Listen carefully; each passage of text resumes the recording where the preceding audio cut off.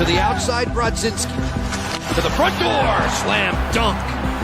Always fancy. Scores from downtown through the screen. The Rangers have a 4-3 lead. Closing. Odd man rush Cooley for Trocheck. That's a 7 spot.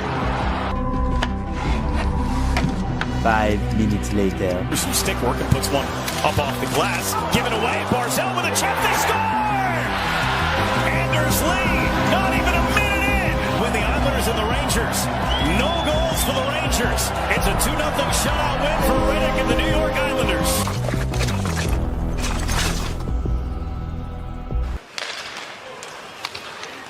Ryan Pollock settles it down. His 9th year with the Islanders. Schaefer fires it down. Schaefer took a hit. He made that pass. Marchment again. He is down. Marchment was confronted by Barzell. It's going to go here. And now Marchment. That was a hack by Barzell. We're never going to blame a teammate going and try to defend a teammate. Hey, you guys! Take it outside. Okay, coach. Okay, and that's exactly what they're going to be doing this week, as the Rangers will be going outside when they go play in Florida. Welcome back, everybody, to another episode of Big Apple Hockey, and we have a great show already slated for you guys. I, of course, am your host, Mark Williams. There it is. Boom. All right. Happily to be joined by the host of the Final Buzzer, Mr. John Filkowski. Yeah, Happy New Year, everyone. I know we have a game going on right now, so we'll give you updates as we go. Maybe do a little live commentary. You'll probably hear me curse them out or something like that. Maybe it's something along those lines. But, yeah, should be an interesting day. Hopefully everybody is safe and happy later on, because some partying to do later to celebrate the end of the year, the beginning of a new one. So be safe. Don't drink and drive. Yes, and of course, we got the third member of our party from the Hockey News, Mr. Anthony LaRocco. Yes, 2025 is ending. 2026 is just around the corner. Hopefully everybody can have a safe and happy new year later tonight. And, Mark, as you see, it's a new year, but it's the same Mark Williams. Yeah, and I had to cough again, so this time I remembered to hit the mute on that one, at least. Yes. The same Mark Williams. Well, you know what? I always get a little bit better every single day. That's good. Yeah, it's what happens when you're a married man. You're improving every single day. But there's a lot of news that we have to cover, guys, and a lot that broke within the last hour. And yes, we do have the New York Rangers playing right now. We will be updating you guys as this game is going on. Hopefully you're listening to us while watching them. And I don't think you really want to listen to them right now either, but that's a different story. But let's get to the A block, which is powered by SeatGeek. Use the promo code Big Apple Hockey for $20 off your first order. And there it is. The Big Apple Hockey trucker hats and shirts are available. They're down in the link. And there's the A block where the SeatGeek logo is. But the big news of the day so far, Team Canada announced their 2026 roster. Let's get that up on the screen right now for you guys. Boom, there it is. Phil, we'll start with you. What are your thoughts looking at this Team Canada roster? Well, it sucks that Connor Bedard is injured, because I really would have liked to have seen him on there. I'm not necessarily surprised by Travis Sanheim, who played at the Four Nations, played well for them. I am surprised that Colton Parayko made it. I'm kind of surprised that Jordan Binnington being named one of the goalies, but, I mean, he did win them the Four Nations. So I guess it's not surprising in a way.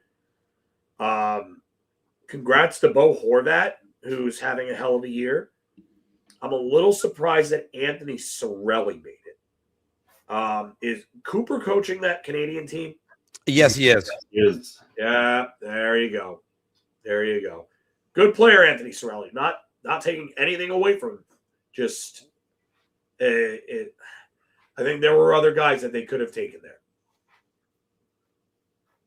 Oh, Mark had to go off screen for a second. Well, I was going to go off screen, but then So I was just surprised that was the end of your thought. I was like waiting for another 5 more minutes of commentary. No, it's not it's a pretty good roster. I don't think it's as stacked as it could be. Okay. Bring it up again. Yeah, bring it right up because we're going to be going back to it again anyway. Why is Mark Scheifele not on that roster? Yeah, that's one of the snubs that people are talking about. Yeah. What is with Canada's management with that? I don't know what's up with that because he was, by the way, look out NHL because when he wasn't named to the Four Nations, he went on a tear last year. And this could happen again with him. Like that's just how he's a guy that could really be driven by something like that. And really the best FU that he gives to the league is he just starts putting the puck in the net left and right. And then the Winnipeg Jets take him. Well, we'll take him. Yeah, why not? Anthony, what stands out on that roster for you? I mean, aside from the fact that you don't have dual citizenship, I was surprised that you're not on the roster. Maybe Mark Williams could have been on there, but no, you know what? I think the fact that they brought Tom Wilson is telling. I think they want to play a heavy game, and they want to make the top players from the opposing countries really have to kind of be prepared to be hit and those guys to be hounded. And I think that's what Tom Wilson brings. It also too, if you look at the inclusion of Bo Horvat, I think Canada wants to make sure they're well-rounded in all the games. Doug Armstrong said that he loved Horvat's versatility and being a big face-off guy. So, Cirelli on there, I disagree with that. But again, Cirelli is kind of one of those, role players that just knows how to win, and he does the little things right. And I think Canada, in years past, sometimes maybe they compiled the roster with just too much pure skill. And there wasn't really much grit and sandpaper to their game. So, Mark, if you want to bring back up that the roster there, you'll see, again, Mark Stone. Mark Stone is one of the best players in the league in terms of takeaways, and being defensively responsible. So, he plays that role too. Brandon Hagel is, while he's certainly a goal scorer, but he's kind of like a feisty water bug out there. So I just think that they're just trying to be tougher, more well-rounded, play 200-foot game. And I think that's kind of why they're there. Stan Bennett, his name was omitted, but I think with Wilson there and Stone, I do think they have enough grit, but I was a little surprised that Stan Bennett wasn't on the roster. And as Phil said, with their defense, Parayko is someone that I didn't expect to make the team. Matthew Schaefer, as you see, did not. Doug Armstrong said that he was pretty much the last cut. So if you want to read the tea leaves there, if there's any sort of injury, you'll think that Matthew Schaefer will be the next man up. But the fact that he even put himself into that consideration as an 18-year-old is pretty incredible. But so we'll see how what happens. But listen, Canada still, you can look at them as the favorite. They won the Four Nations. They usually have a lot of success in the Olympic Games. So until someone knocks them off, I think they're going to be one of the favorites. And, you could complain about Scheifele or Konechny or some other guys that got, that didn't get selected. But the fact of the matter is Canada is probably the deepest nation in hockey. And, they could compile a B team that is probably better than, Sweden's team or Finland's team or Czechia's team. So, someone was going to get left off, but you know what?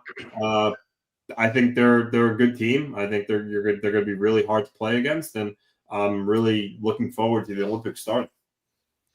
Yeah, and if you guys are reading Filk and my expressions just now, we watched Tom Wilson score his 20th goal of the season, and the Capitals are up 2-1 over the Rangers.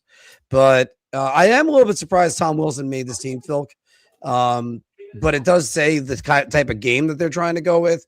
They are trying to play a bit of a heavier game and on the smaller Olympic ice sheet, because it's not even going to be the latest it was. Is it even going to be an NHL size rink? Yeah, it should be, but I mean, even if it's not, it's a tiny bit smaller.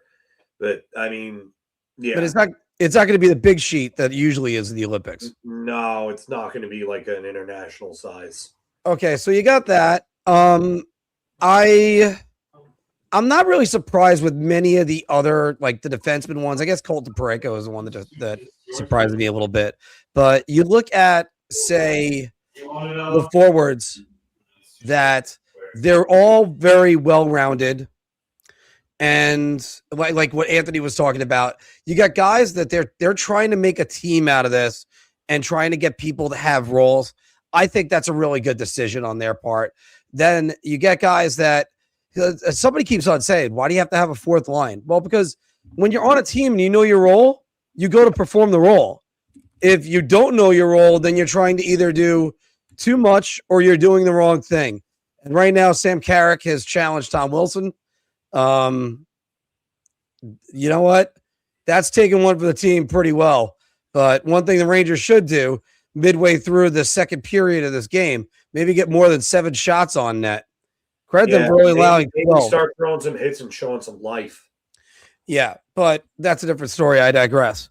Getting back to this, though, Phil, let's talk about something else, because I think the last time we talked about Team Canada in this aspect, when they were going into the Four Nations and that roster was announced, you looked at their goaltenders. Let's go back to their goalies. You got Jordan Binnington, who's not having a very good season. He's starting to turn it around a little bit, and yeah, he won the thing for him last year. You have Logan Thompson, who's right now a Vezina Trophy frontrunner, and Darcy Kemper, who was a Vezina Trophy finalist last year. So, I mean, could you almost say Canada's got like a dearth of goaltending? Like, do they have an abundance? Or do those guys really scare you, though? No. Short answer is no. USA has got them beat with their top 2 goaltenders, if not their top 3, depending who takes the third spot. I heard some cockamamie idea about USA should take Jonathan Quick just to have experience in the net. Like, let's not rush that one a little too much. I mean, if you ask me, who do you start for one game in net? We could have put this in as a pick'em, but we're not. Thatcher Demko or Jonathan Quick. I'm starting Thatcher Demko. No offense to Jonathan Quick. It's just one of them is 39 and the other one is, well, Thatcher Demko, even with all of his injuries. But so you look at Team Canada, I like a lot of things that they did with the roster. I kind of wish they skewed a little bit younger, but not really a big deal. You got Connor McDavid, you got Sidney Crosby, you got Nate McKinnon. You made all the no-brainer ones you need to make on there. And hopefully it doesn't have to come down to a golden goal for them. I mean, for hockey, that's what more could you ask for than for Connor McDavid to score the overtime winner, much like Sidney Crosby scoring the overtime winner in Vancouver. Yeah, they have a dearth of talent up front and on defense, and that's the thing. Goaltending is going to be their Achilles heel. It's always how it's going to be. But you got to like the roster construction for the most part. Like I said, I do think Scheifele should have been on there. I don't think that he should have been left off. But again, I digress there. Yeah, but Team USA is to announce their rosters on Friday, and we may or may not get a stream in, folks. We'll try to let you know on that one. By the way, if you're watching the game right now, Tom Wilson, a huge hit on Noah Laba, where it looks like the Laba got injured on the play and it ended up leading to the Capitals' goal. So that's just less good news for the Rangers more and more all the time with that. And this has been good. The World Juniors has been very exciting. Yes. It's been very up and down. Slovakia gave the U.S. a run for their money the other night. And Long Island's own James Higgins scored 2 goals to help put them over the top of Slovakia, and they won 6-5. Yeah, I haven't been able to catch up with the World Juniors as much. I definitely will. I do know this. I was going to bet Slovakia the other day. They were getting 3.5. 3.5 in a hockey game. You kidding? Take that and you run. And so especially Slovakia, they're going to play a bit more pesky against the United States. Gabe, come on. 3.5 was going to be a lot. Oh, there it is. Never mind. And wait, you said Gabe. That was a Gabe Radish. Perreault. All right, Radish. That was actually that. I thought it was 44. Wasn't that Gavrikov? Is that? Was that Gavrikov? I thought that was 44 right there. I thought it was 14. All right. Well, either way. I mean, by the way, Vladislav Gavrikov is actually showing he's got quite a good offensive upside. Here's the worst part. You have no Russia. And there's so many guys on Russia that really would have been awesome to see Ovechkin in what maybe could have been his final Olympics. Matthew Robertson, you've got to be stronger on that puck. Yeah. But you would have liked to have seen Ovechkin. Kucherov, we're going to take Kucherov away from another Olympics. Really? Yeah. Really? But, well, again, this is part of the problem where I have to call out political hypocrisy. Like, I understand that a lot of the nations are like, no, we don't want Russia in it. Okay. You had no problem with Nazi Germany. 3-1 Capitals now. Yeah. By the way. So that's why I stopped with that one of, oh, shut up.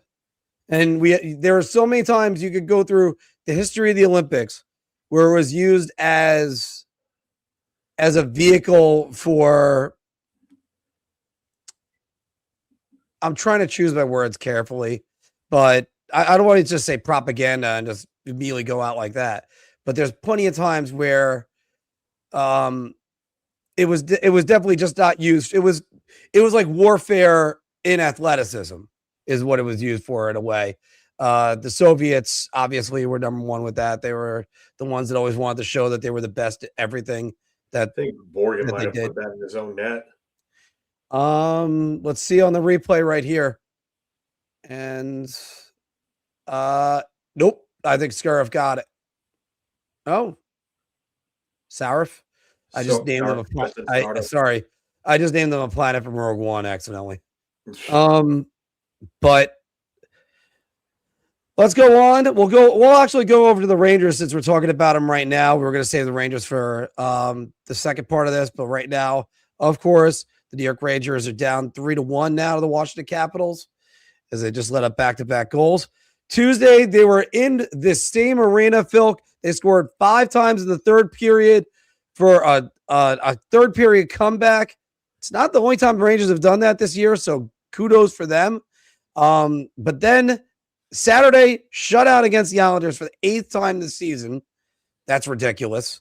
And I keep bringing this up. You really want to say 9 times because they got the game against Nashville. They gave up the empty netter to make it 2-0. And then if not for Johnny Brzezinski trying to skate hard for one last shift, then the Rangers would have been shut out 9 times already. That's almost a quarter of their games. That's not good. And half their games, they have scored 2 goals or less. That's really not good. Yeah. Also, Carson Soucy had the best scoring chance of the entire game for the Rangers. Not the guy you want to take a penalty shot, but he's the one that got one against David Rittich. And Riddick. Yeah, David Riddick and the Islanders couldn't. They couldn't score on David Riddick, despite how good of a season he's having. Come on, David Riddick can't get one. Anyway, but they're set to play the Winter Classic on Friday night in Miami versus Stanley Cup champion Florida Panthers, who are coming alive, Philk. That team is starting to look a lot more like the team that played the last 2 years, and that's not good for the rest of the NHL. So, Philk, let me ask you this. If you're the New York Rangers, how should you feel entering 2026? I don't know. I'm not at the point of apathy. I just don't really. I don't know what the direction is. I keep talking about this every week. I just don't know what the direction is with this team. I don't know where we're going with it. I don't see a direction because they committed to things that they shouldn't have been committing to. shouldn't have been committing to a lot of these contracts. Your Shesterkin contract, you're locked into that Zibanejad contract. Trading for JT Miller, like where are you going? I mean, I feel like this is just the dark ages 2.0. We're right there at this point. Unless you start dealing players away and you start doing something and you start recouping, first round picks and making them count, I don't know why I should feel any different going into next year. I don't know why I should feel that way. And I have a bad feeling that this front office will take a look at it and say, oh, well, we're in every game. We're close in every game. If we could just get a goal or two, we might win more games. Well, you're not really good, especially if you can't score goals. Shut out 8 times already this season. Like, really? That bad? And the home ice record is putrid? Like, that, your home ice record should never be as bad as the Rangers is. Especially when you have the ability to get that last change and to have some assistance in dictating the matchups that you get. So for me, I don't feel any different about this team. I don't think anybody should. There's nothing that screams that there is some sort of answer coming. I think we know what this team is halfway through the season. Yeah, like Rich said, 8 shutouts, 6 of them at home. 6. So, but yeah, it's gotten to a point where I think we know what this team is. There's nothing that's going to improve it that I could realistically see coming. Yeah, Phil posted a snap rebuild plan. Actually, let me see if I can pull that up real quick. Give me 1 second.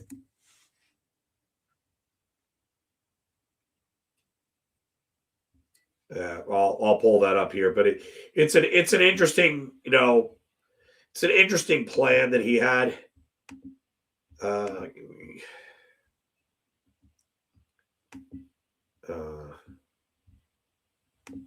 don't know how I would. How do you repost them, Mark?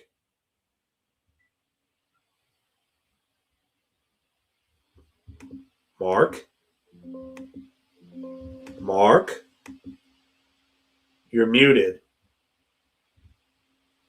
Oh, because I hit the cable. This thing is a little bit too loose with the cable. Okay. Sorry. The you press presenter invite and then do share screen, and then it'll say Chrome tab. I got it. I see it. Yeah, do Chrome tab instead of window. But Phil, we've been on this for a while. We've both said that they need to go into at least a soft rebuild or something like that. And if you want to just bring that up. Yeah. So this was Phil's plan. I'm going to get rid of Josh's comment here. So Panarin for a Claude Giroux type return. First, plus a young 20s NHLer, maybe a 3rd round pick, somewhere along those lines. Yeah. And then Fox for the Quinn Hughes return. First, plus a young 20s NHLer, 2 top prospects. Trocheck for whatever you can get. Top, first and top prospect. 5 first. Cupboards restocked. I agree with him. Mm-hmm. So me, with the way that I am about this, I went with this and said, start, fresh, blow it all up. You got to talk to Zibanejad about waiving. And then, you might have to take a pennies on the dollar return, retain $1 to $2 million to get it done. And then you could talk about opening up discussions with Igor about his no movement clause. All right. But I do agree with David Wood here. It might be hard to get Adam Fox to waive his no movement clause because he wants to be here. So yeah, and he's also young enough to be part of the solution too. So that's another thing as well. It's not like, say, for instance, when Henrik Lundqvist, he had, I said before, he sort of had 3 no movement clauses. He had his $8.5 million salary, which was hard to fit under caps for most teams. You had his no move clause, which is obviously a no move clause. And the last thing was there weren't many destinations when this was going on in 2018. And basically I said the St. Louis Blues, which is also where I believe you said there was almost a traded place for him to go to St. Louis.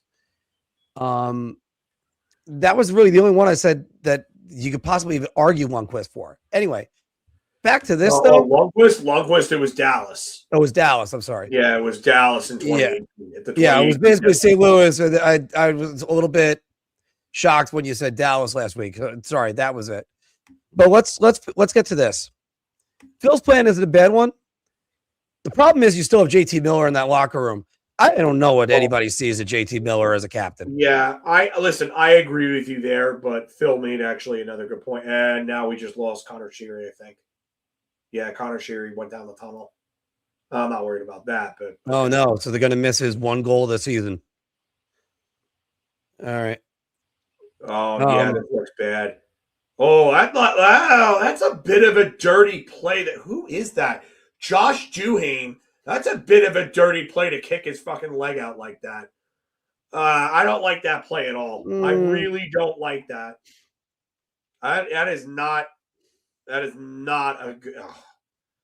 This Capitals team, man, I honestly hope they get what they got coming to them. Well, they got a bunch of guys that are real dirtbags on this team, and they all need to get what's coming to them.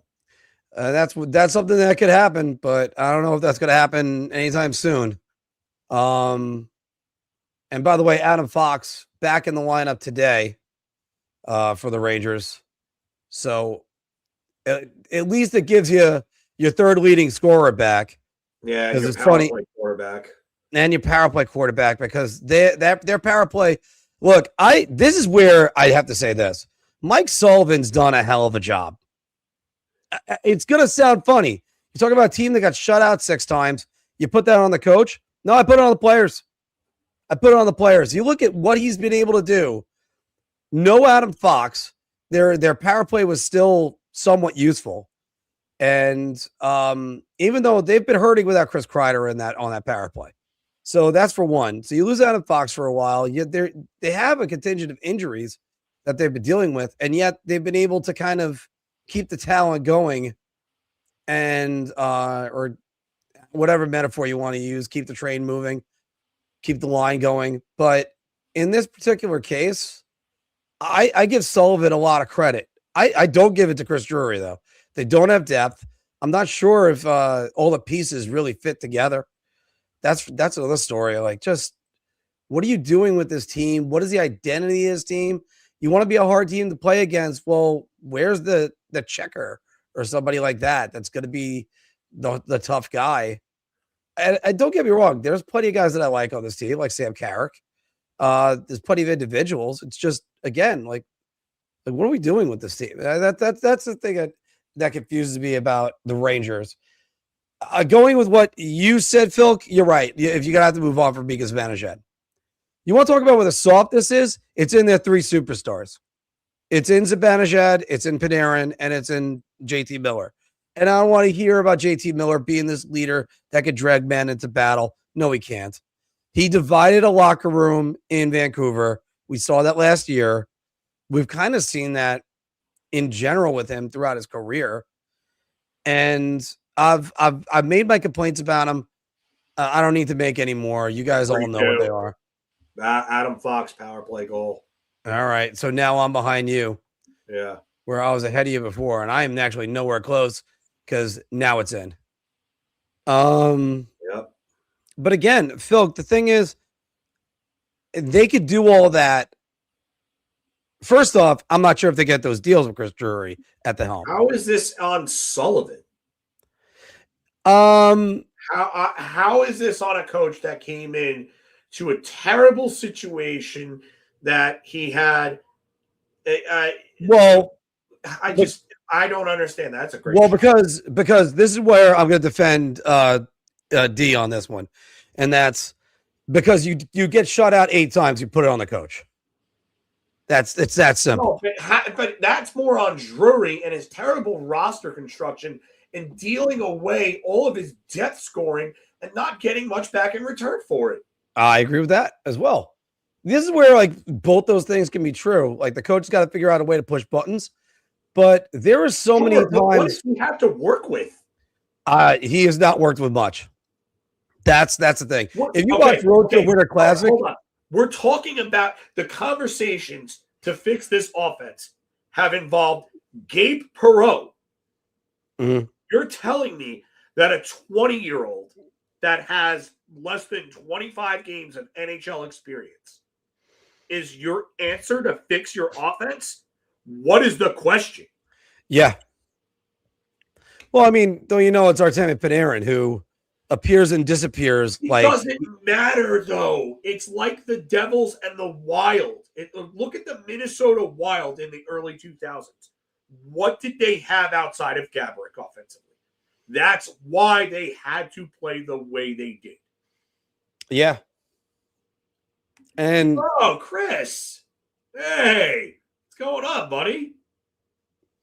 But I mean, this is also, again, that's why I can't help but give him credit for this. I understand that people want to put some blame on him. Go right ahead. But if this was another coach, I'm not sure if the players are even dialed in whatsoever. You saw some of the things that he did on the road to the Winter Classic. He's trying to push the right buttons. Also, he's Chris, trying to get them that back up and running again. But this is something that the Rangers are not really working that well with. And you lost Adam Fox. I thought that was going to doom them for the season. And he's pushed the right buttons to make sure they stay afloat. So, and thank you very much, Chris. Yeah. Chris is a good friend of mine from hockey. Both Chris's are good friends of mine. And actually, Chris Fury is also a good friend of Anthony's. Very, very good friend of Anthony's and the LaRoccos in general. Yeah. But, yeah, I'm going to agree with Fury right here. Yeah. Sullivan is what he has is piss and shit. And he is trying to turn that into spring water. Now, listen, I'm not saying that Sullivan is a miracle worker or anything. Or that he's like a Jack Adams Award winner right now. But listen, if he were to get this team into a playoff spot, he is probably a Jack Adams winner or at the very least a front runner. Because they just and I do agree with you here on this, Dealey. Too many of the same teams. There's got to be some sort of diversity. I understand it's about like in a way they are getting diversity. Yeah. This is the first time the Panthers are going outdoors. So yes. Thank you, Josh. Even a great chef needs good ingredients. Yeah. Gordon Ramsay couldn't serve you, Eggs Benedict with a shit sandwich of ingredients. Right. And that's basically where the Rangers are right now. Yeah, that's what it is. And a large part of that, actually 95% of that, I would say, I'll give the other 5% to James Dolan. But 95% of that is Chris Drury. It's Chris Drury's fault for taking this team apart the way that he did. And listen, I've said that they needed to reset. But the way that he handled it was not the greatest. It wasn't. No. But they needed to be broken up. But you need to get these guys out of town. Like the rot has to be rid of. The rot's in the wood, as I said before. Yeah. Anthony, let's get your thoughts on this. How should the New York Rangers feel going into 2026? I think I saw a tweet before that if you go by points percentage, they're last in the East. So, I mean, that's just, I mean, yeah. I'll tell you how it is. It's we all talked about it. It's a flawed roster. You have a lot of guys that don't pull their weight. And they need a shakeup in a really big way. And the only reason why they're still, in contention for a playoff spot is because the parity is just totally absurd this year. I mean, we're just about at January and no team is out of it in the East.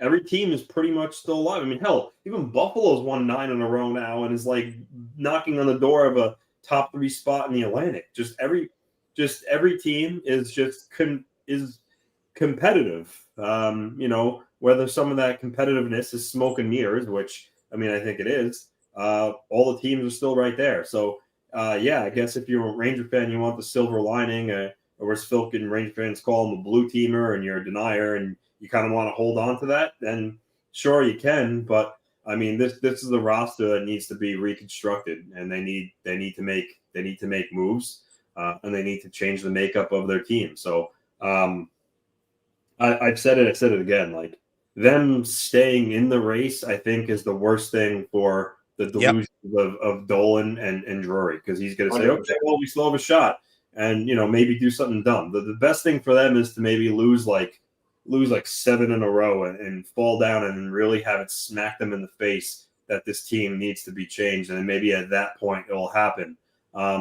But for right now, it's the status quo. I think Drury's going to keep going forward with this roster.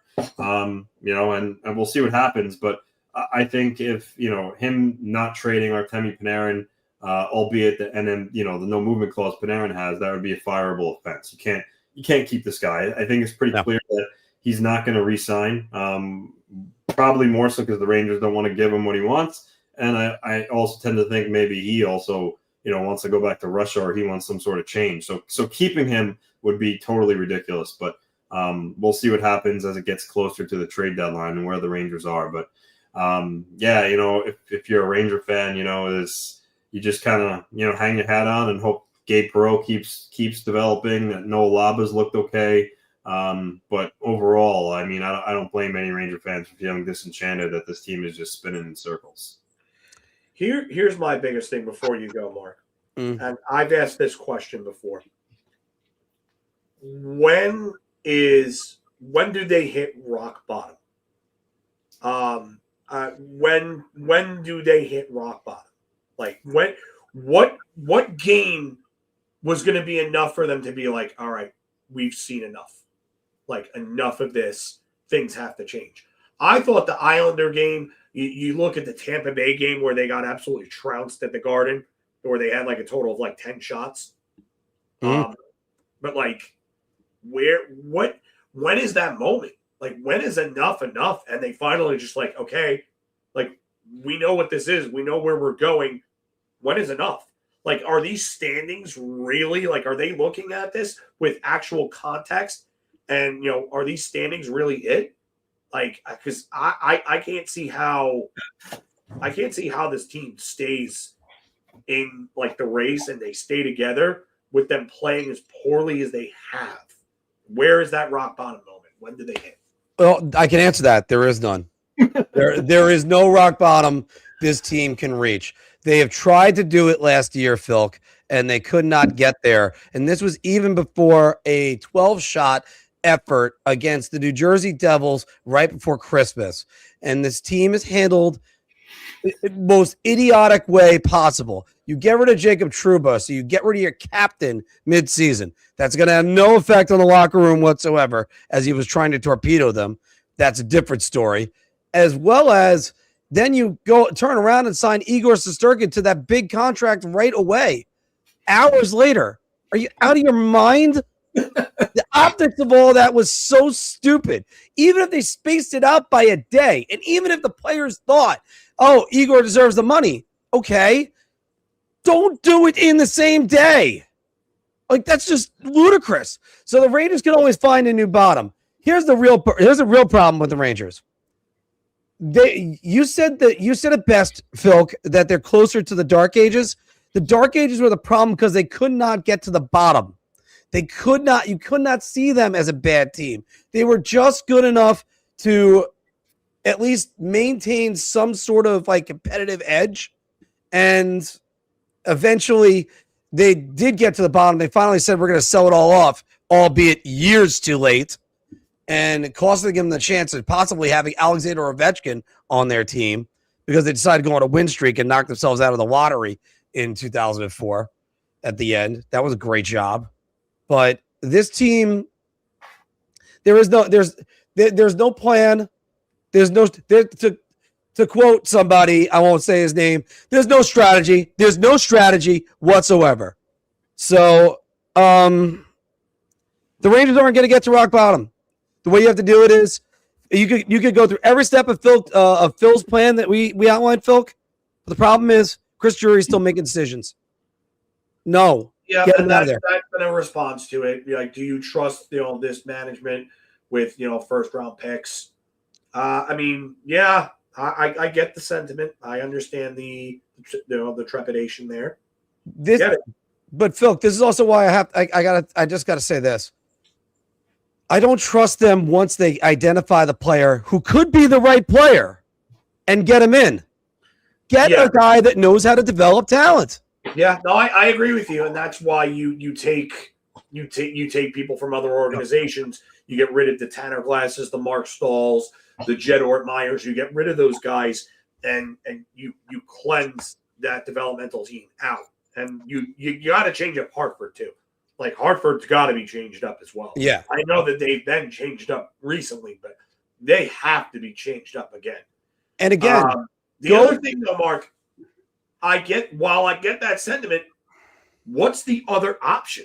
Staying the course and living in purgatory for the next 10 years plus? What is the other option? No, you're just gonna hope that JT Miller can will this team. Yeah, okay. Yeah, sure. Oh, okay.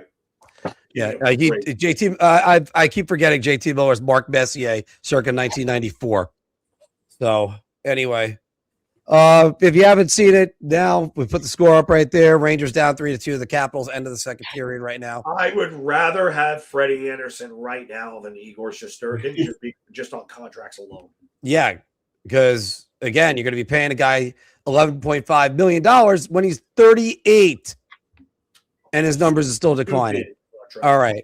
Because, by the way, I've been on this several times. What they should have done is gotten a guy that's an assistant from a winning organization that knows how to develop talent.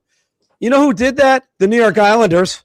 And right now, the New York Islanders sit second in the Metro. Let's look at their standings right now. Also to say, congratulations, Bo Horvat. All three of us were kind of on the train to get Bo Horvat to go to Team Canada. He made Team Canada. Last night, the New York, well, actually last week, the New York Islanders defeated the New Jersey Devils late with a late goal. Great job. They shut out the New York Rangers and beat the Chicago Blackhawks in shootout last night.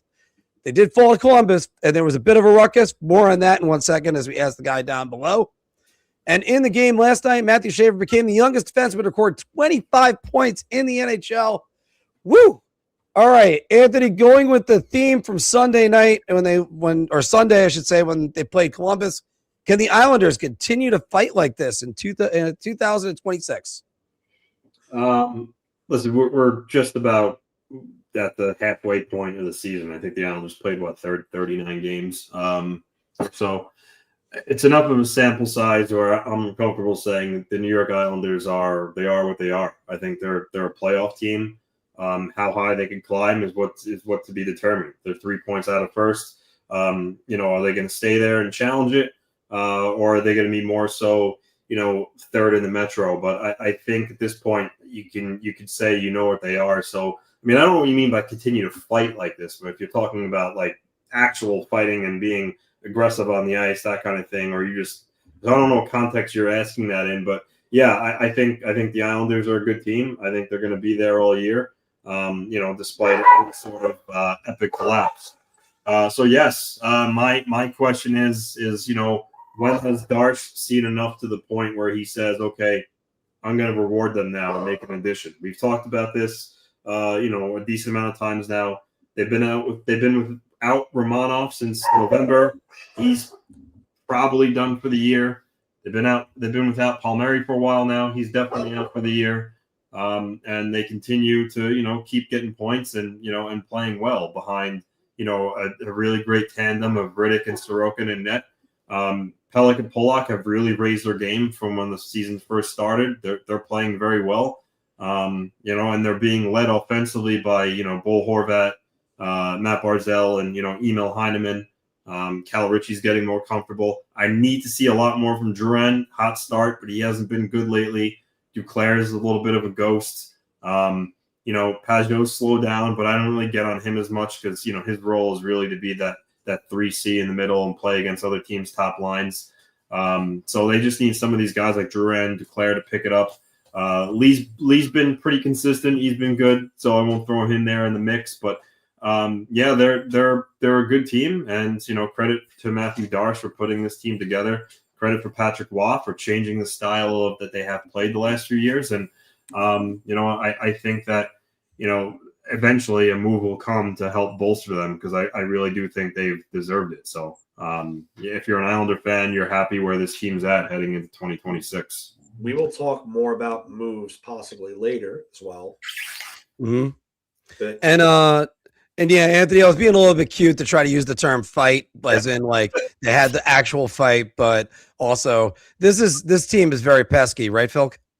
Yeah, and again, I've said this. It's just a never say die attitude with this team. It's next man up.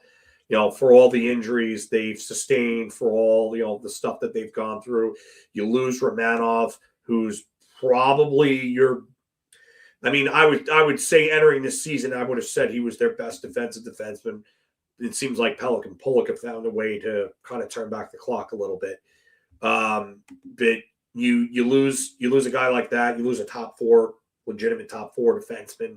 You lose a top six forward in Palmieri, who was playing pretty well before his injury, even though he cooled off a little bit beforehand. His numbers were still respectable as a top six forward. I would say, if anything, you look at that team, and you, as a fan, you got to be pretty happy with what they're doing. Like, again, house money. But I'll say it again. They remind me of the 05-06 Rangers. It's just a fun team to watch that just shows up to play every night. They play hard. It's an us versus the world mentality with them. And they've taken to that, and they've played well. Look at what they've done. So, they shut out the Rangers. That Columbus game was a bit of a shit show. And the Chicago, they lost that lead, but they come back and they win in the shootout. And sometimes you're going to have games like that where you don't play a good 60 minutes, but you come out with the win somehow. And those, I hate the whole expression that a win is a win, because every win is different. Every loss is different.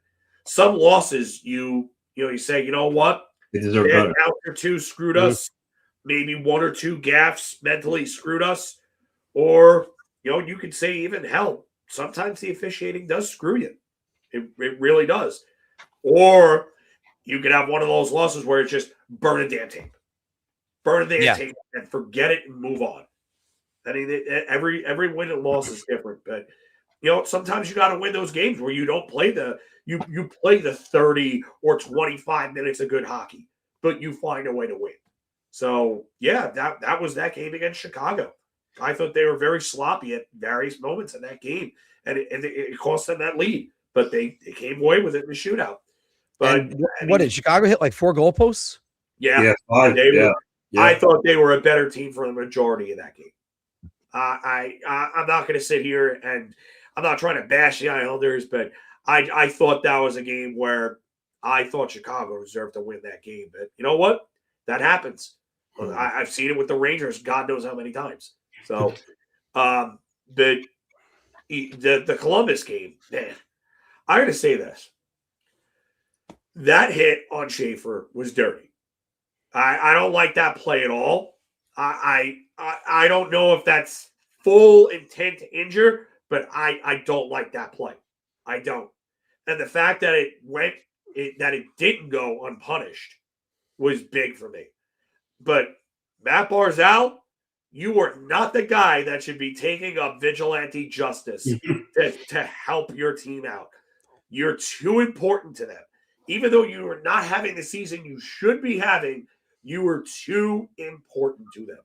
I watched a video on Mario Lemieux, and it was in his rookie year. Somebody took a hit on a run and tried to swipe at him, and Lemieux fought.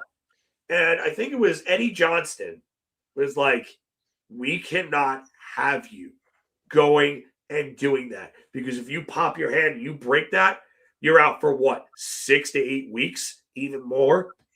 Like, you can't have that. It's too important. And you know what, though? I like the message of team toughness.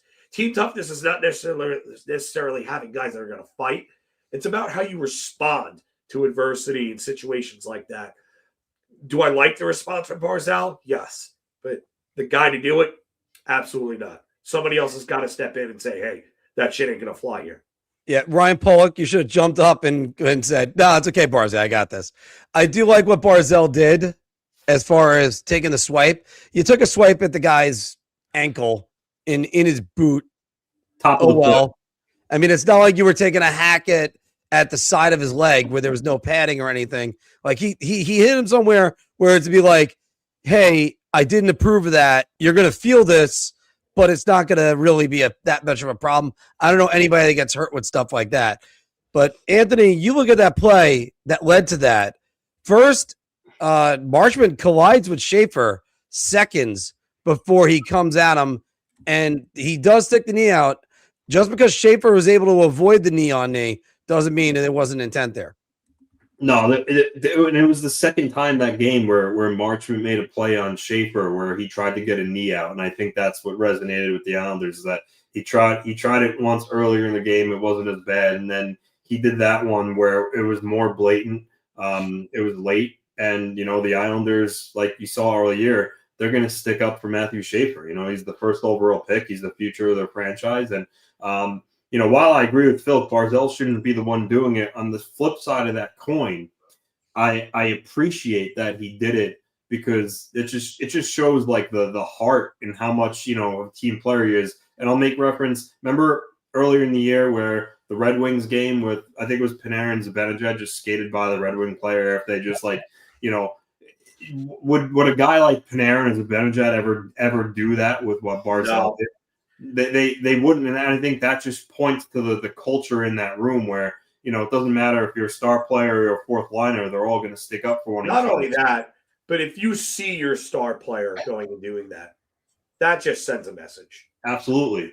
Yeah. So while I 100% agree with you, I prefer Barzal not the one to do it. At the same time, I kind of loved it because it just shows that everyone's on the same page, and Barzal knew what he was doing. He hit him in an area kind of like the top of the tongue there, where he knew it was going to hurt him. Like he was going to feel it. And Barzal even said, he's like, I hit him. I didn't slash him on the wrist or the arm. So he basically saying he wanted him to hurt from it, but he wasn't trying to put him out for a really long time, thus sending a message. And I think the message that sends is that, yeah, if you're an opposing player and you're going to take a shot at Matthew Schaefer, someone's going to come at you, and it may, who knows? Is that really to prevent someone from doing what they want to do? Maybe not, but maybe it also makes them think for a second before they try something like that. So, I thought it was funny. I kind of liked it. I was also shocked. I didn't see that coming from Barzal, but again, it was good to see them stick up for Matthew Schaefer.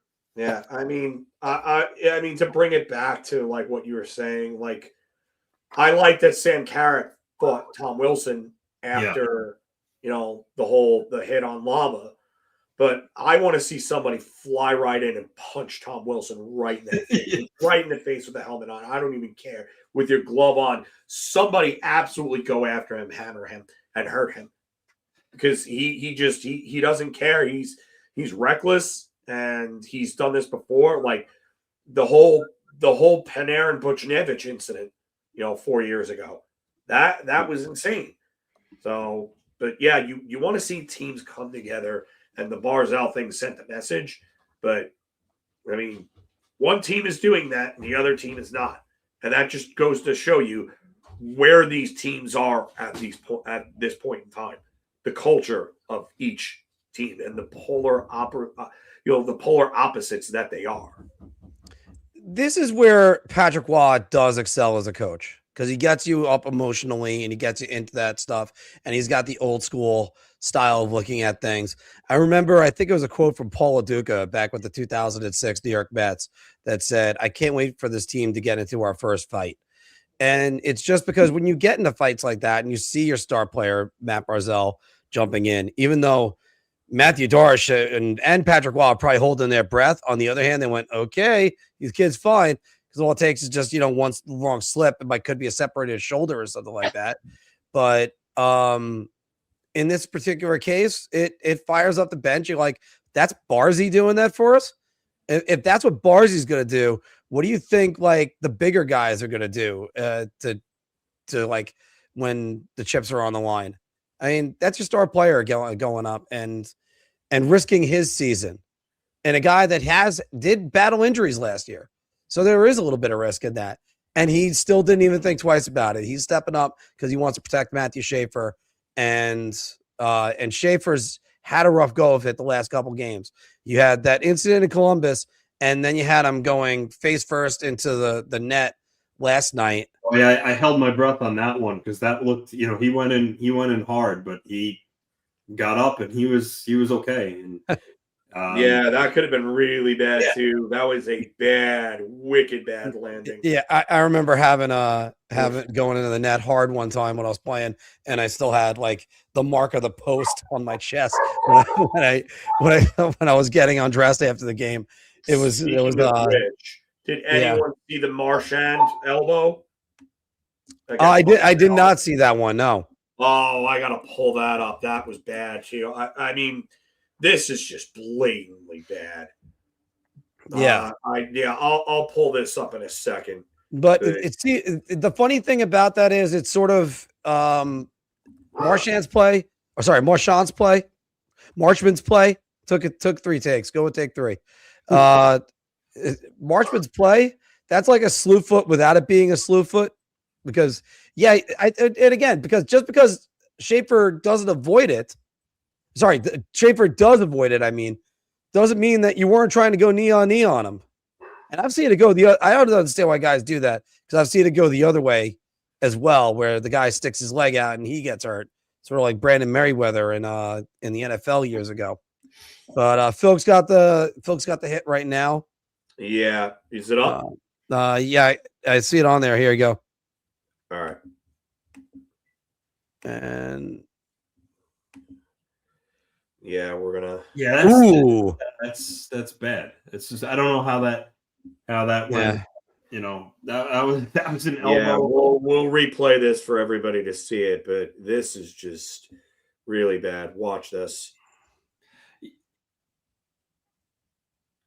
Blatant elbow, blatant head contact. Yeah. I mean, that to me just sounds like, oh, we want Brad Marchand playing in the Winter Classic.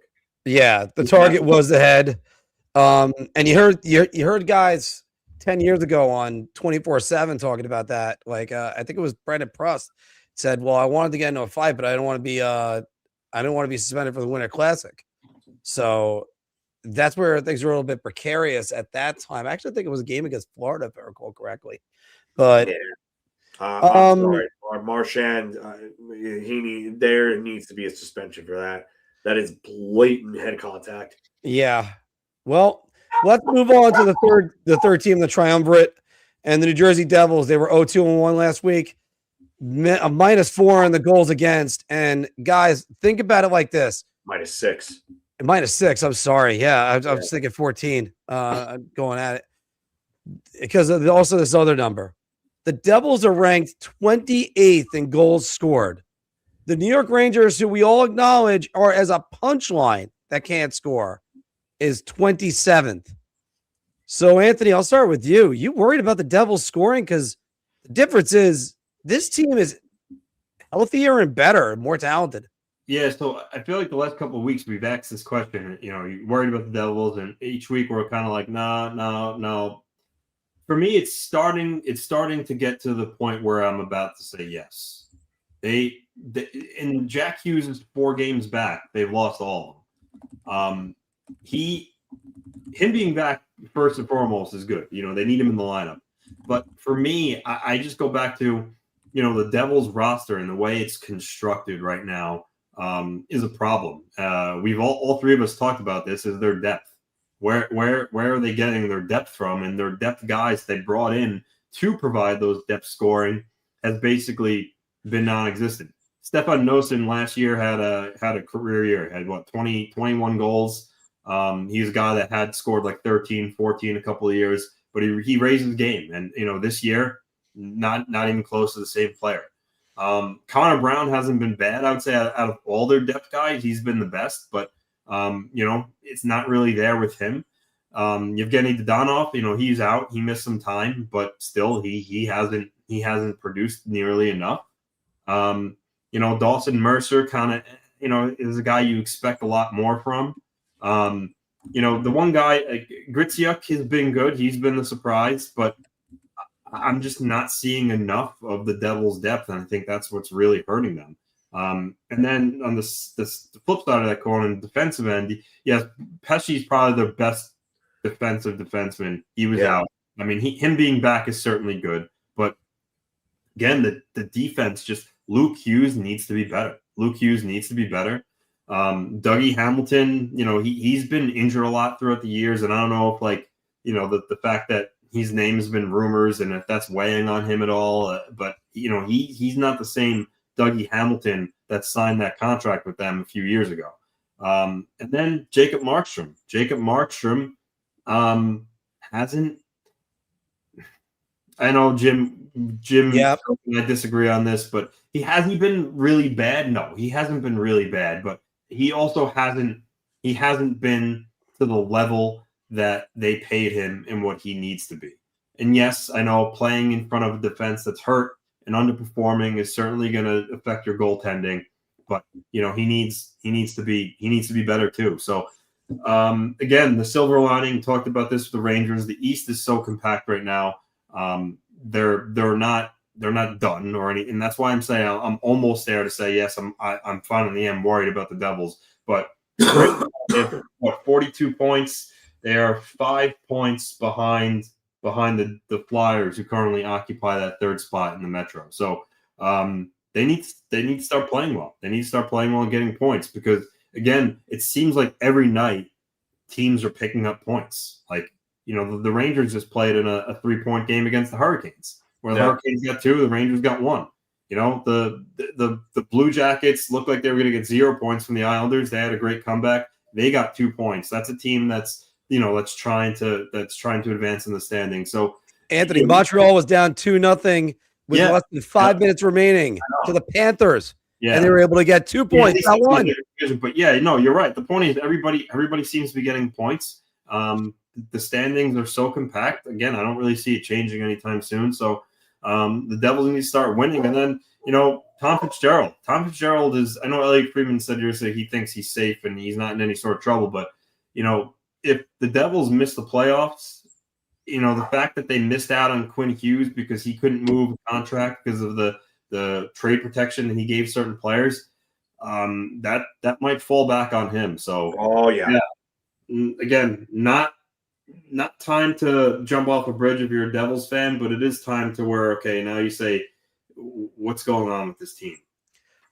I think it's time for a conversation, like you said, about Tom Fitzgerald. I really do. I think it's really, really time for a conversation, because we want to talk about Chris Drury and poor roster construction. Tom Fitzgerald isn't really that far behind. I mean, the lack of depth scoring from anyone on this team has really, really hurt them. Really, really hurt them. And then you go give Luke Hughes number one defenseman money to give you what he's giving you so far. Like, he is at -4, and he's on pace for maybe 40 points if he's lucky. That's not what you give $9.5 million for. As a Ranger fan, I'm very happy they don't have that contract, because that contract is going to age like rancid milk if he doesn't start to improve sooner than later. But again, I've talked about the depth scoring. I've mentioned Mason. I've mentioned those guys. I mean, you brought on Connor Brown to give you like middle six play. Like, yeah, I mean, he's been okay. He looks like he's on pace for 40 points, but he's missed time. And you've talked about Griciuk, who I've said has been a nice surprise, but he's cooled off. He's cooled off considerably after a nice start. So, who's coming to save this team? I mean, Quinn Hughes, that was their answer. They did what the Islanders did in 2016. They pinned all their hopes on Steven Stamkos, who was going to be the guy that was going to help, turn their franchise around. That was their one guy. They put all their eggs in one basket, and they missed. And that's it. That's what it looks like the Devils have done. So yeah, if they miss, Tom Fitzgerald is probably gone. And Elliot Friedman can tell you like, oh, this guy's okay, okay for now. But tell you, a few months down the road, and in this playoff appearance, especially when they are expected to be the division winner, or going forward possibly, and especially after signing Luke Hughes to that deal, Tom Fitzgerald might find himself out of town. He might find himself out of a job. There's two guys that everybody talked about that were such geniuses over the last 5-6 years. One of them was Kyle Dubas, who found himself out of a job and then now in Pittsburgh. The other one is Tom Fitzgerald, who is soon going to be out of the job. I don't think he survives the season. I think you guys are 100% right. And all the talk about him a few years ago, like there was a joke on NHL radio. Well, the New Jersey Devils, congratulations on your Stanley Cup within the next 2 years. I don't know if that's happening anymore. I don't know if I can even put the Devils as a playoff team this year. Look, sometimes when we go to like criticize Jacob Markstrom, we then stop because I think we all hear Jim telling us, no, it's not Markstrom. It's not Markstrom. He's got 332 goals against an 888 save percentage. When you're in, 888, is it even less than 884? I mean, when you're in those numbers, there's no saving you that. That's like mid 1980s numbers. That maybe those are good. Not like now. I mean, those aren't going to get it done, plain and simple.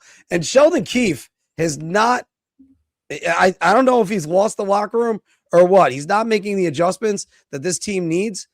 This is where I actually pin a little bit on the coach because they were playing all right. Your star player went down, and then they couldn't figure it out. You have less goals than the New York Rangers, who don't score at home. In half their games, more than half their games, they have scored 2 goals or less. You got less goals than that team? Are you out of your mind? Where was the team that went up against the Colorado Avalanche 2 months ago? Beat them. Well, first off, beat them in overtime in your own building, and then when you went to their building, you got out to an outstanding lead for them, and the Devils fought their way back to make it into a game. I wouldn't even think if they played that game right now, the Devils would just be destroyed. So I don't know what's going on in New Jersey, but right now this is a failure on every single level, and they got the pieces to right the ship. I just don't know what it's going to take, guys. And Tom Fitzgerald, like, identify something, do something besides, hey, we're going to get Quinn Hughes. No, there's still years on that deal. So, and by the way, even if they got Quinn Hughes, we've gone over this too. We don't think that that's a great move for the Devils because you're devaluing Luke then. So you know what the problem is too, which and once again, Phil can mention this, but Timo Meier only has 23 points in 34 games. I mean, yes, that's good enough. That's not good enough for a guy that gets paid as much as he does, and what what he should be doing. So if you take a quick look at that 23 points and he's on pace for about 48 points. That's not good. That's just not good at all for a guy like him. And it's weird that he didn't fit in because we all pointed to that trade when the Devils are a perfect fit for him. He's going to be going where there's a Swiss captain, and he was on a roll. They needed a winger. They needed a guy with size and scoring and strength, and he just has. I honestly think that Jacob Trouba hit kind of changed his career a little bit. That illustrious Jacob Trouba hit that showed, hey, Trouba still got it. He could lay this big hit down 3-0 in a Game 7 when the series has already been decided. Anyway, that's one of those hits that everybody talks about that's so famously for Jacob Trouba that was pretty meaningless in the end. But apparently, thanks, Phil, you just added the meaning for that. Yeah. Quickly, let me go around to you guys. Anthony, you first. So the Devils a playoff team.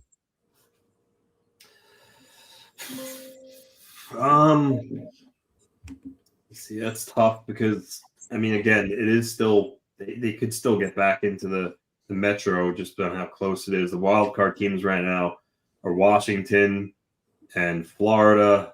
Florida's getting healthier. They're playing.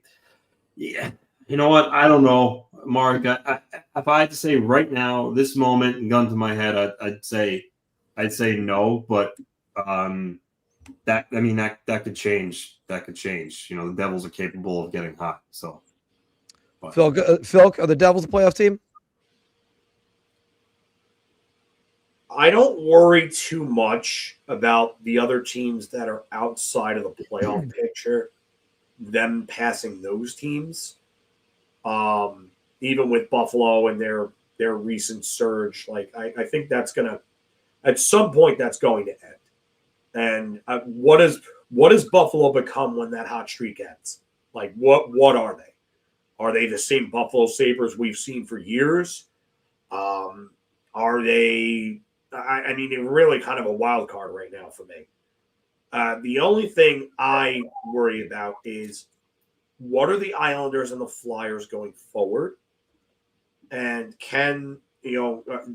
does Washington, can their system and the way that they play, is that sustainable going forward?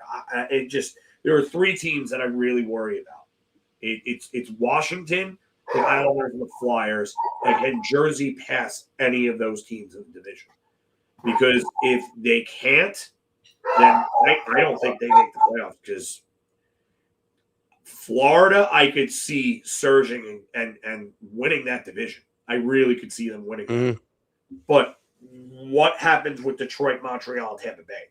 Because that's the big thing. Tampa Bay, they have the horses and the guns. They have the experience. I think they're going to get some guys back, and I think that'll help them. Montreal is young, and they're very up and down.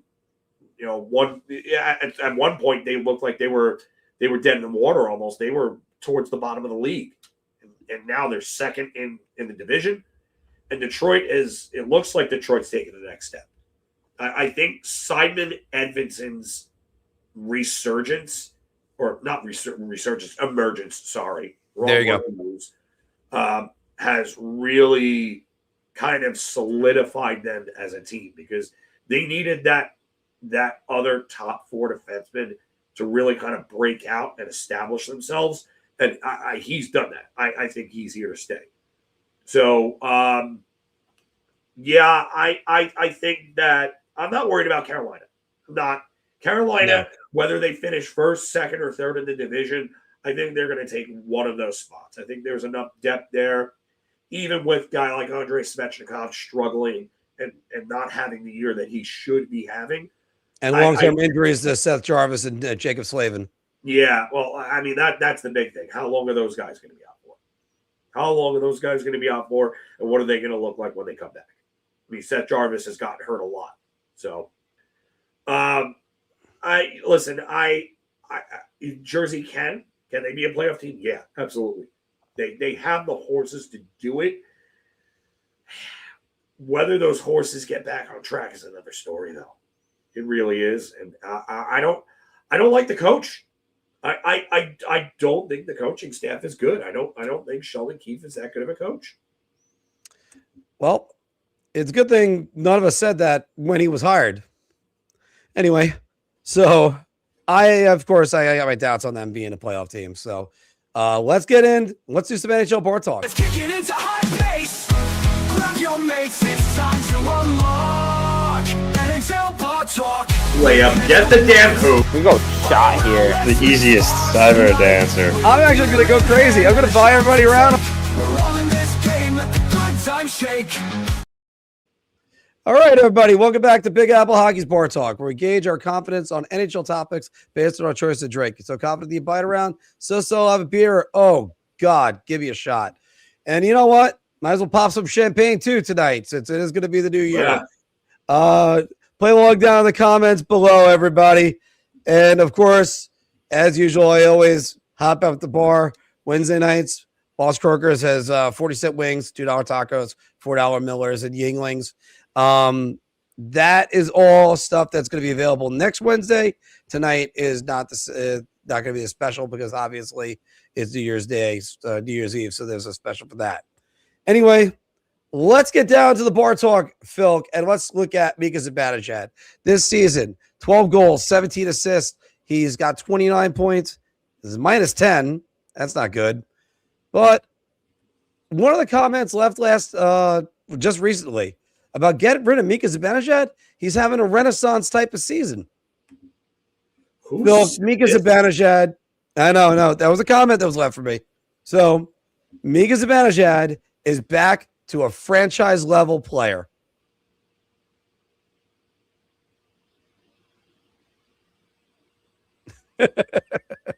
What? Yeah. Oh. Okay. First, I'm being told that Svechnikov is having a great year when he has 27 points in 39 games.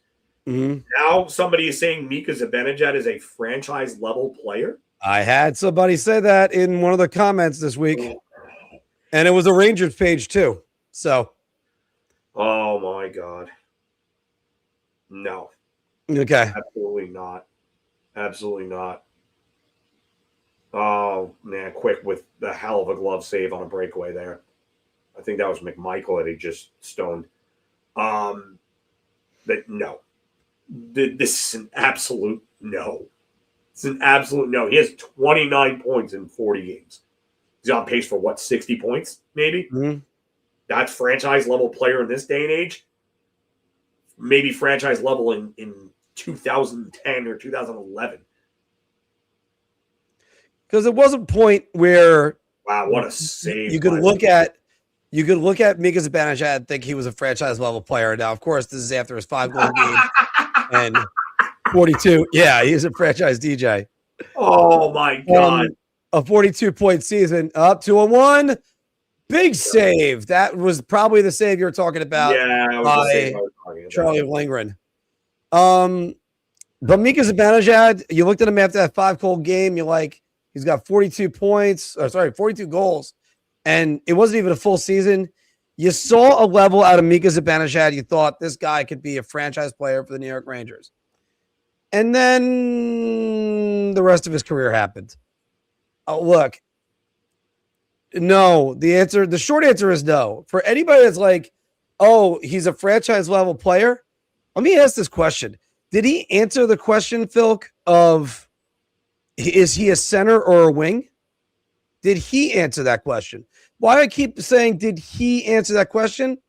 Because did JT Miller like move to wing predominantly because of his injury or because he was ineffective as well?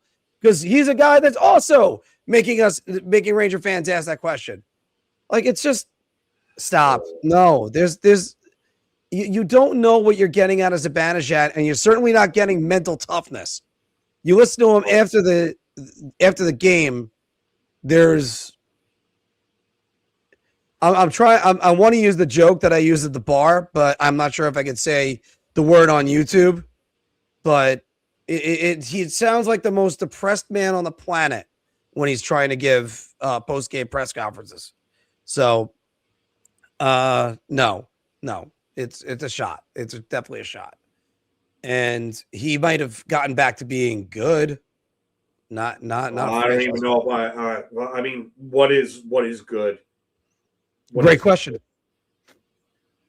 Great question. Because he's not on pace for 30 goals.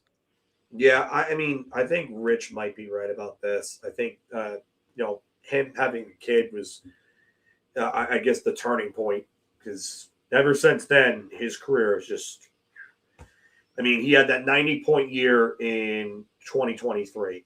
Mm-hmm. And then 70 points in 2024 last year. And now this year. Like, what is this team? Well, we're all supposed to be empathetic to that. So that's just another thing that you got out there. So let's move on. We'll go to David Rittich, 10-4-2. Red Dick. David Riddick. Sorry, yeah, stupid pronunciation. Anyway, David Riddick, 10-4-2. He's got a 2.27 goals against average, and a 918 save percentage. He's been incredible for the New York Islanders, especially over the last week and a half. But the New York Islanders should deal David Riddick for help in other areas. I'm going to buy a round on this because goaltending, you like, especially with contracts that are smaller, it's easier to move. I think I look at one team right away, and I think you know what team I'm talking about. Edmonton Oilers? Yep. The Edmonton Oilers could use a David Riddick in that. They really could. I think maybe could things be different in Edmonton with the system and the way that they play? Sure, but they need an upgrade in net. Tristan Jarry is not the guy, and I trust David Riddick a hell of a lot more than I trust Tristan Jarry, Stuart Skinner, Mike Smith, or any of their other subpar, below-average goalies that they've had over the last few years. So, David Riddick, this is an absolute this is a layup. Get the damn hoop for me. I mean, really, it's. And I know that he's a Ranger killer, but the Edmonton Oilers could use this guy more than anything in the world. So I'm gonna go with. I'm actually gonna go with a shot on this one, because I think the Islanders sort of proved it last year that the number one place they needed to upgrade was their backup goaltenders. And that's why Ilya Sorokin's numbers kind of dipped a little bit more with his usage towards the end of last year. And at times, now you're able to rest Ilya Sorokin. Now he's yeah, I get what you're saying there, but how much is he going to play in the playoffs? None. If you're lucky, none. And although Barry Trotz was able to show everybody, oh, we have two goalies on our roster. We're going to use both of them. And then he did, and he used Thomas Greiss effectively in that playoff run the second time around. But this is where this is one time I think they're going to need David Riddick. And hey, pronounce his name right. And that's why I am gonna go shot on this. I forgot if I actually put it up, but there it is right there. I think it's better to have him on the roster, even though I like Hoberg and what he brought to the table last year. All right. Speaking about a guy that's really bringing it to the table this year, Trevor Zegras. Right now, 39 points in 38 games. He's on pace for 84 points, which obviously would be a career high. 15 goals, 24 assists, 39 points this year, and is his first year in Philadelphia. Phil, Trevor Zegras is on his way to becoming an elite level player. All right. What is the context with elite? Like, what are we talking here? We're talking a point per game plus. We'll say a point per game player.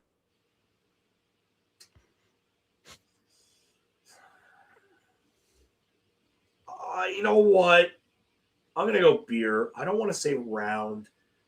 I like who he's playing with. I think that there is definitely potential for him to be that guy. I do think that at some point he had to really kind of mature and grow up, and I think we're seeing a little bit of that.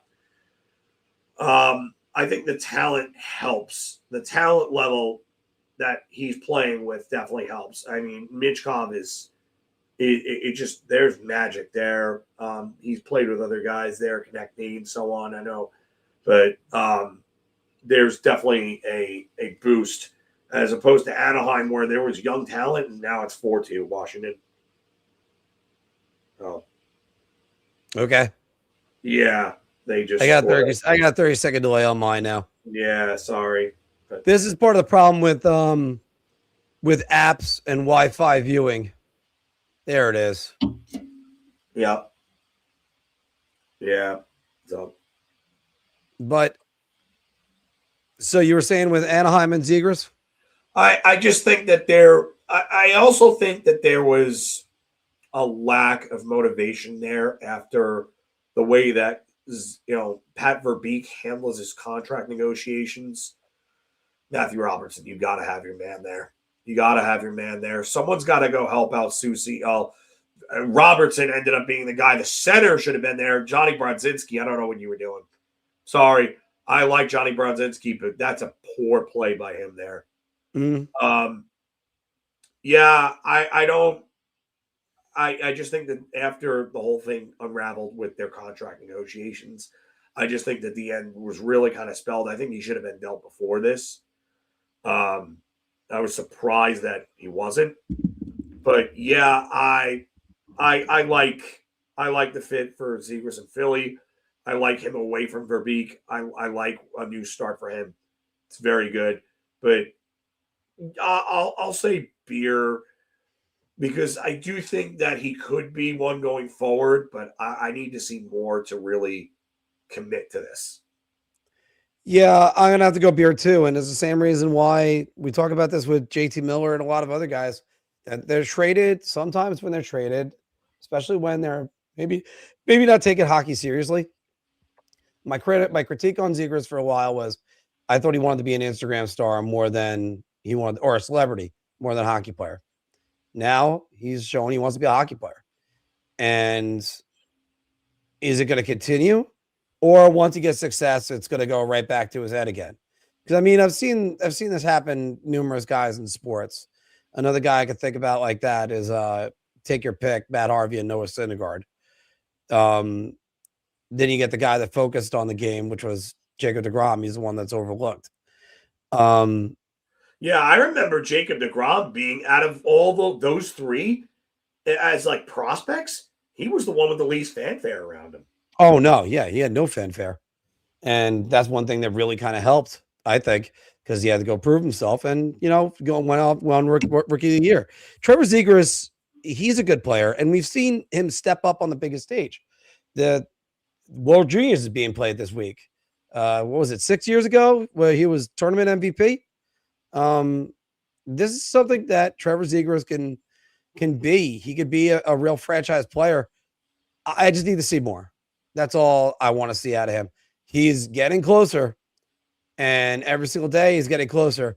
And then once you succeed, then you could go bring your personality out left and right and really kind of show the world, hey, I got this great personality and I'm a really good player. So, but sometimes you can't do it both at the same time.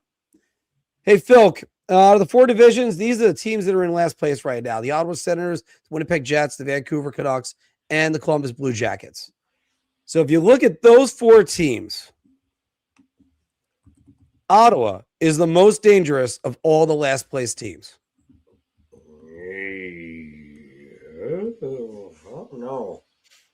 I don't know. They got pieces. You like what they have on paper. I mean, Brady Tkachuk missing time is a point per game player with 18 points in 18 games. You like Shane Pinto, who was having a good year before his injury. Drake Batherson is over a point per game. Dylan Cousins looks like he could be a 60-plus point player. I love Sanderson. I've talked about Sanderson constantly. That's one of my favorite defensemen in the league outside of New York, or in general, I should say. He's just excellent. I think there's a big future for him. But I don't trust their defense overall, and I cannot trust their goaltending. Linus Ullmark, all I got to say is let me just pull this up because I have to pull this up. Oh, and just oh my God! I think this is just super appropriate for Linus Ullmark right now. I almost can't wait to see this now. Up, Buzz, your girlfriend. Buzz, your girlfriend. Woof. That is Linus Ullmark right now. I'm sorry, but it's just not been good. I look at that stat line and I say, like, what is this, the 1980s? .881 save percentage, .295 goals against. That might have won you a Vezina Trophy in 1985. But that's the last time I think that would have won you a Vezina Trophy. So, and Levi Merrilainen has not been any better. .869 and .351. Yeah, those are not good numbers. I mean, I don't trust Ottawa's defense and their goaltending. Otherwise, I don't. It's not a good defensive unit overall, and the goaltending simply isn't good enough. So, out of all the most dangerous teams, this is a shot. It's Winnipeg. What if Connor Hellebuyck decides to just go on and get on? What if he goes and wins the Olympics, comes back and rides that to another Vezina win? And he could do that. He could do that. It really should be the Winnipeg Jets. You can make an argument with who was the other, the Central is Winnipeg. I mean, the Columbus Blue Jackets are only 3 points out of a playoff spot themselves right now, 4 points out, and they got games in hand on some of these guys. Yeah, he is, but again, I don't even trust him when he comes back. Which guys on leave of absence? Linus Ullmark. Okay, yeah, that is true. But and then Ottawa goes off. They blitzed Boston last week, and kind of really setting them into a bit of a spiral. I mean, it should be Ottawa. That should be the team that you look at and go, look at that forward group. They should be right there. Jake Sanderson, not his dad, is off to a good season. You got some horses as far as your defense goes, even with Thomas Chabot. But man, I mean, well, 5-2. They just can't see to put it all together. Right here, there it is, and it's Tom Wilson again. So 5-2, everybody. If you want me to put up the graphic for you, don't worry. The Rangers are just one player away in a trade, and they're Stanley Cup contenders, right? Anyway, so I'm actually going to go around on this one because I think it should be Ottawa because there's something missing in Winnipeg. Winnipeg should not be a last place team. I have no idea what's going on with the last two President's Trophy winners. I don't know what Quick was doing there on that one. There we go. All right, let's take a look at this play real quick. I do not know what Quick was doing there on that one, but geez.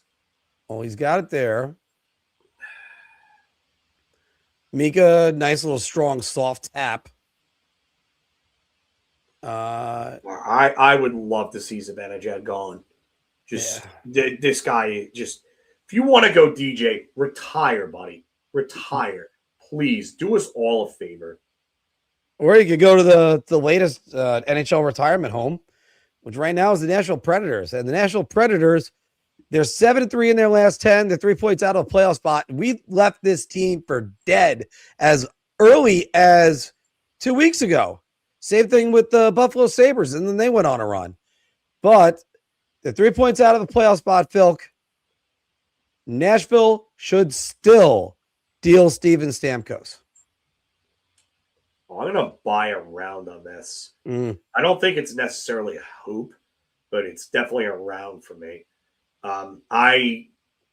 If you can get out of that contract somehow, do it. Do it. Even if you have to retain a little bit to sweeten the return.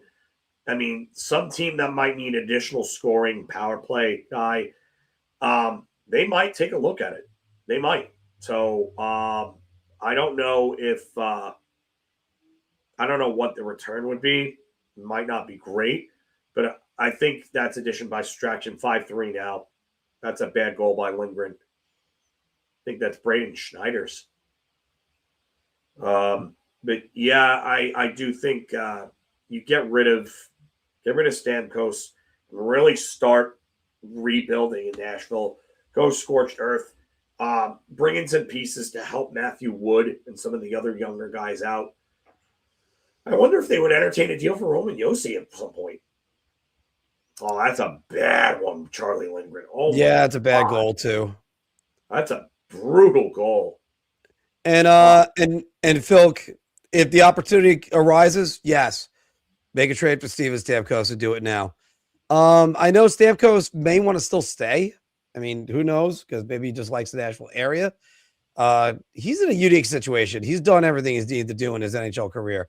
I think it gets deflected off of the stick of Sandin, and that's what happened on that one, Phil. Because they definitely Schneider does make contact. I don't know if the puck makes contact with that stick. I thought it might have.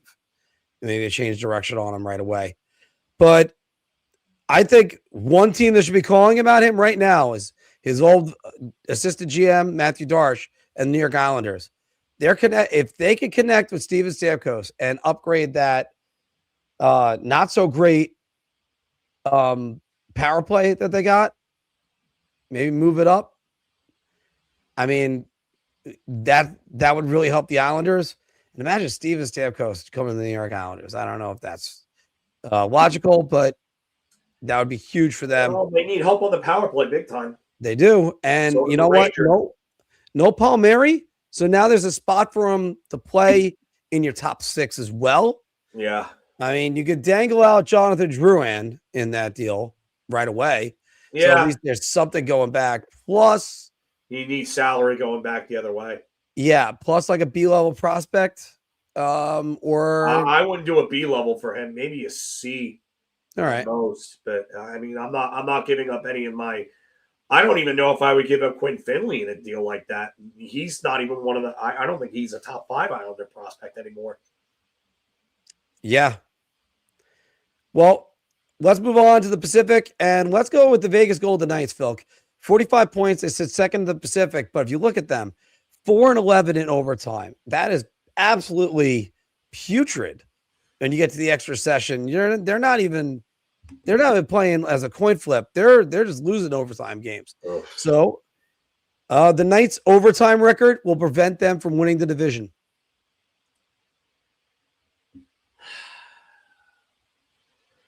I mean, they haven't even played their 40th game yet, so it's really tough to say this.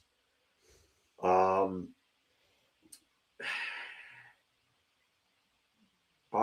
gotta go beer, but I don't think it's as much of as it's their OT record as it might end up being Connor McDavid and Leon Draisaitl, because Connor McDavid is showing everybody that he has not gone anywhere. So Connor McDavid is probably going to be one of the big reasons why they don't win that division, if they don't. So yeah, I mean, it doesn't help them at all, but I definitely don't like I don't like their OT record, but I'm going to give more credit to McDavid and the Oilers than I think I would their OT record. Their OT record ain't going to help them for sure, but I still think there's a very good chance they won it. I like their team best on paper, but again, we're pretty far away, and there is a trade deadline. And what does Vegas do? Because Vegas has a penchant for making big deadline moves. So what do they do with the deadline? I think it's simple. They have to find a goaltender. You're looking at them right now, and I think it's – I'm going to go shot on this because I think it's going to be their goaltending that's going to keep them from winning the division. Do you know who is their best goalie right now? Akira Schmid. To quote my partner and what he just said, buzzed, your girlfriend, woof. I mean, these are his stats. 2.4 goals against, a 900 save percentage. That's admirable. Carter Hart, gee, I really hope he was worth the headache to bring him in. 883 save percentage, 318 goals against average. So you got Aiden Hill. He's played 5 games. He hasn't looked that great. He goes right back to being often injured in his career. So when we were talking about guys like David Riddick, you really could have gone for him in the offseason and been in good shape right now. But instead, they went in a different direction. They went with Akira Schmid instead and acquired him. And can't really say I'm in love with what their net is. And I think that's where the problem is for the Knights. You shore up your net and they're going to look a lot better. I would not be surprised if they don't acquire a goaltender by the Olympics. And then you're going to see things probably change a lot more for the Knights then. That's the number one reason. And number two, by the way, I agree with you. Connor McDavid would be the number two reason why they don't win the division. He just decided to say, no, I'm gonna get 5 points in a game left and right now. Oh, good job. And first of all, Connor, thank you. My fantasy team really appreciates it. But the other part of it is someone had the first overall pick. Someone did. Although I can't explain how I'm in second to last place, but at least I'm climbing the standings now.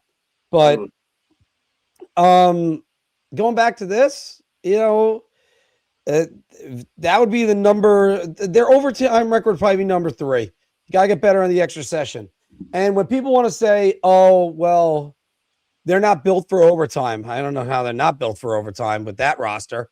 But then you have when the people go, "Oh, they're not good in shootouts." Okay, get a shootout specialist. What's the hard part about that?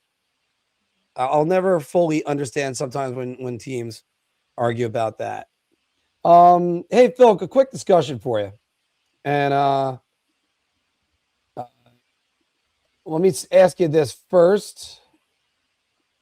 It's not a hard question, but have you ever played a game on an outdoor rink? Yeah. Okay. All right. Where'd you play? I mean, I've played roller and ice outdoors. I mean, all different places. Mm-hmm. Roller I played during the rain. That was fortunately they ended up raining that out. No, you can't play in the rain.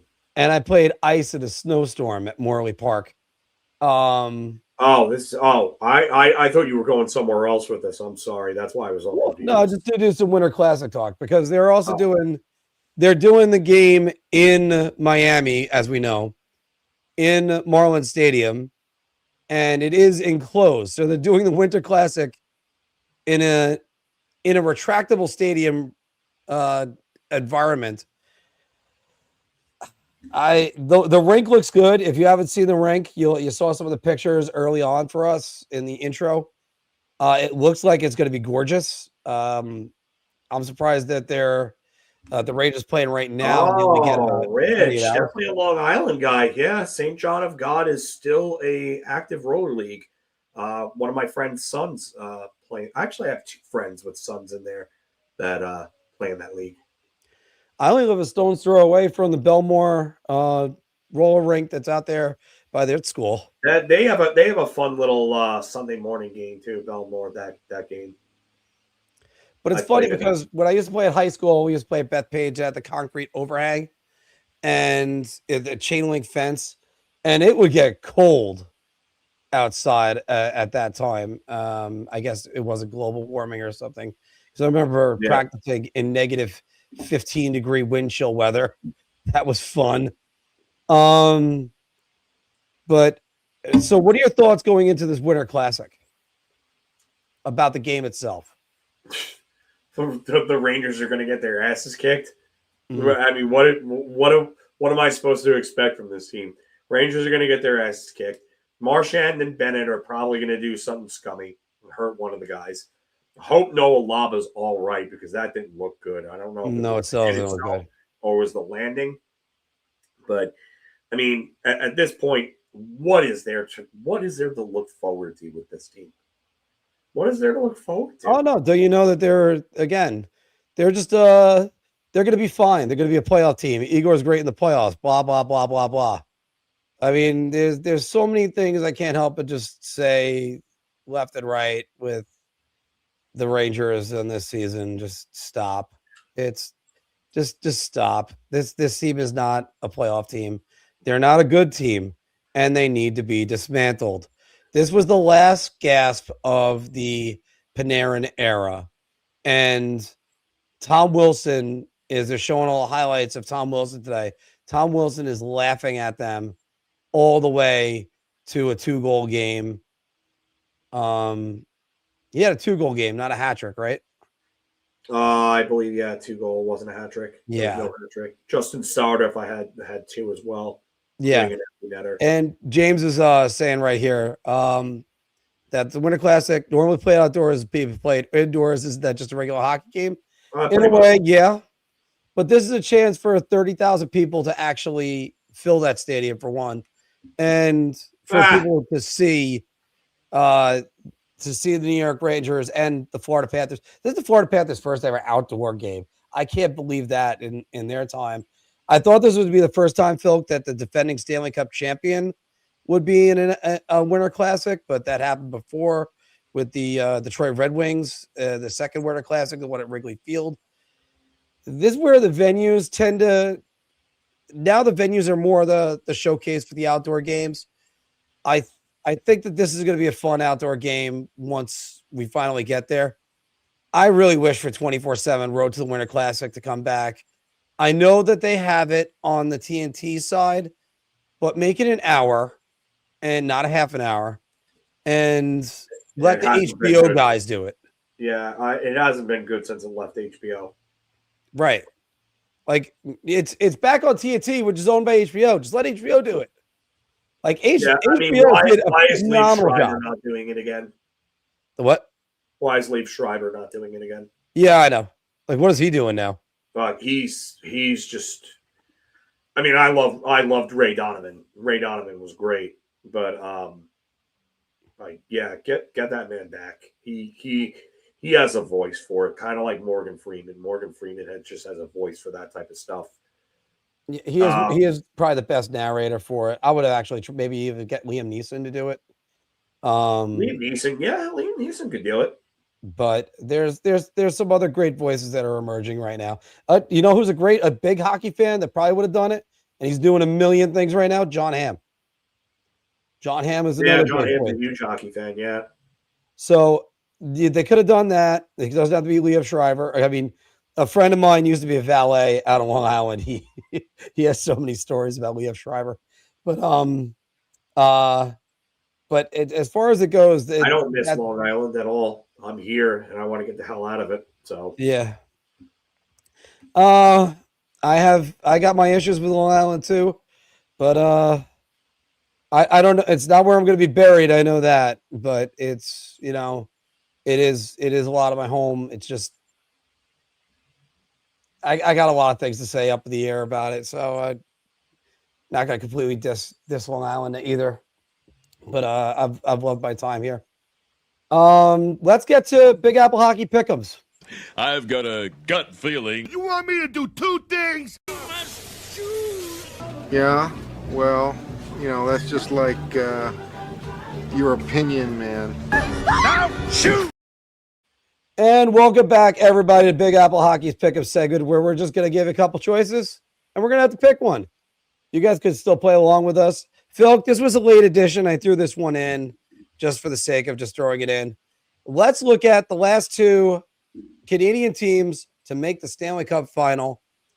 And I ask you, higher finish this season, Montreal or Edmonton? And we are including playoffs. Oh, this is pretty easy for me. It's Edmonton. Okay. I don't trust Montreal they have a nice core of young players, but they're not built for the playoffs. That's Jeff Gorton's problem. And yeah, everyone wants to talk about the job that Chris Drury's done, but Jeff Gorton assembled a bunch of skill guys, didn't know how to complement them with guys that know how to play come playoff time.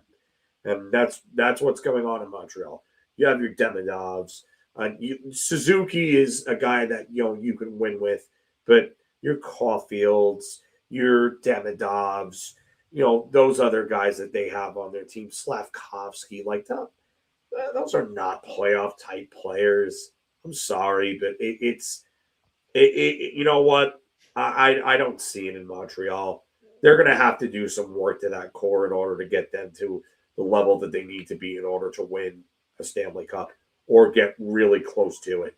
So Edmonton has the guys that can get there. They just haven't gotten over the hump to win it. So I'm going with Edmonton here. I'd be worried about Edmonton. Well, let me first say this for Montreal. I'm sorry. Montreal right now, they were out of the playoffs as little as 2 weeks ago, and now they're back in. and in second place right now in the Atlantic Division. That Atlantic Division is not going to be the Atlantic Division that you're going to see at the end of the year because the Florida Panthers are going to be a top 3 team. The Tampa Bay Lightning are going to have something to say on that one. Do the Detroit Red Wings hold on and stay in that division? Then where does all the seeding go? That division is so far up in the air. And if Montreal can land in the 2 or 3 spot, maybe they get to the second round. Okay. Here is a big update. This was earlier on today from David Dwork, who writes for the Athletic for the Florida Panthers for the Athletic. Some good news on New Year's Eve. Panthers captain Sasha Barkov has started skating as he continues to rehab after having his major knee surgery in September. Yeah. I think we're getting that man back by playoff time. I think Maybe there's even the trade 100% chance he's at the playoff time. The timetable for an ACL injury for hockey is different from every other sport. The question is he going to be explosive on it? That's the hard part. And you don't want to rush back too quickly because after all, I can name one guy that tore his ACL in twice one season in one sport. That was Jerry Rice. So, I mean, I did think it was a fractured kneecap the second time, but I think I did remember that being an ACL injury. But this is you don't want to mess around with that. This guy is your franchise, but that is great news for the Florida Panthers. And the better news is for our Stanley Cup predictions because all 3 of us had Florida going back to the Stanley Cup Finals. Going with this one though, Phil, one thing I can't help but laugh about and think, if Edmonton gets somebody else, let's say if they get like a Vegas or maybe an Anaheim in the first round, it might be a tougher task. But right now, if the playoffs started today, they get the LA Kings. And you might as well just put them in the next round after that. The LA Kings had their chance. Reiteration is far worse than the teams that they faced. Yeah, the LA Kings had their chance to knock out the Edmonton Oilers last year, and Jim Hiller helped blow it. So, you know what? You know what team that I would really not want to face if I'm Edmonton? Anaheim. They're a young team with a lot of firepower, with nothing to lose, and they've got a much better goaltender than anything Edmonton could throw out at them. That would scare me if I'm Edmonton. And remember, the last time the Blackhawks won a playoff series. Oh wait, sorry, no, that was with Jeremy Colleton. That was a coach of that team back then. But the last time the Blackhawks won just to say, Joel Quenneville's a better coach anyway. So especially if that Anaheim team went out and got a certain Russian that's playing in New York right now. And why not? Why not? That would be the answer on that one. Might as well just get another ex-Ranger. Bill, let's go back to where we talked about at the top of the show about the Team Canada roster. Who do you think was a bigger snub? Jacob Chikrin or Matthew Schaefer?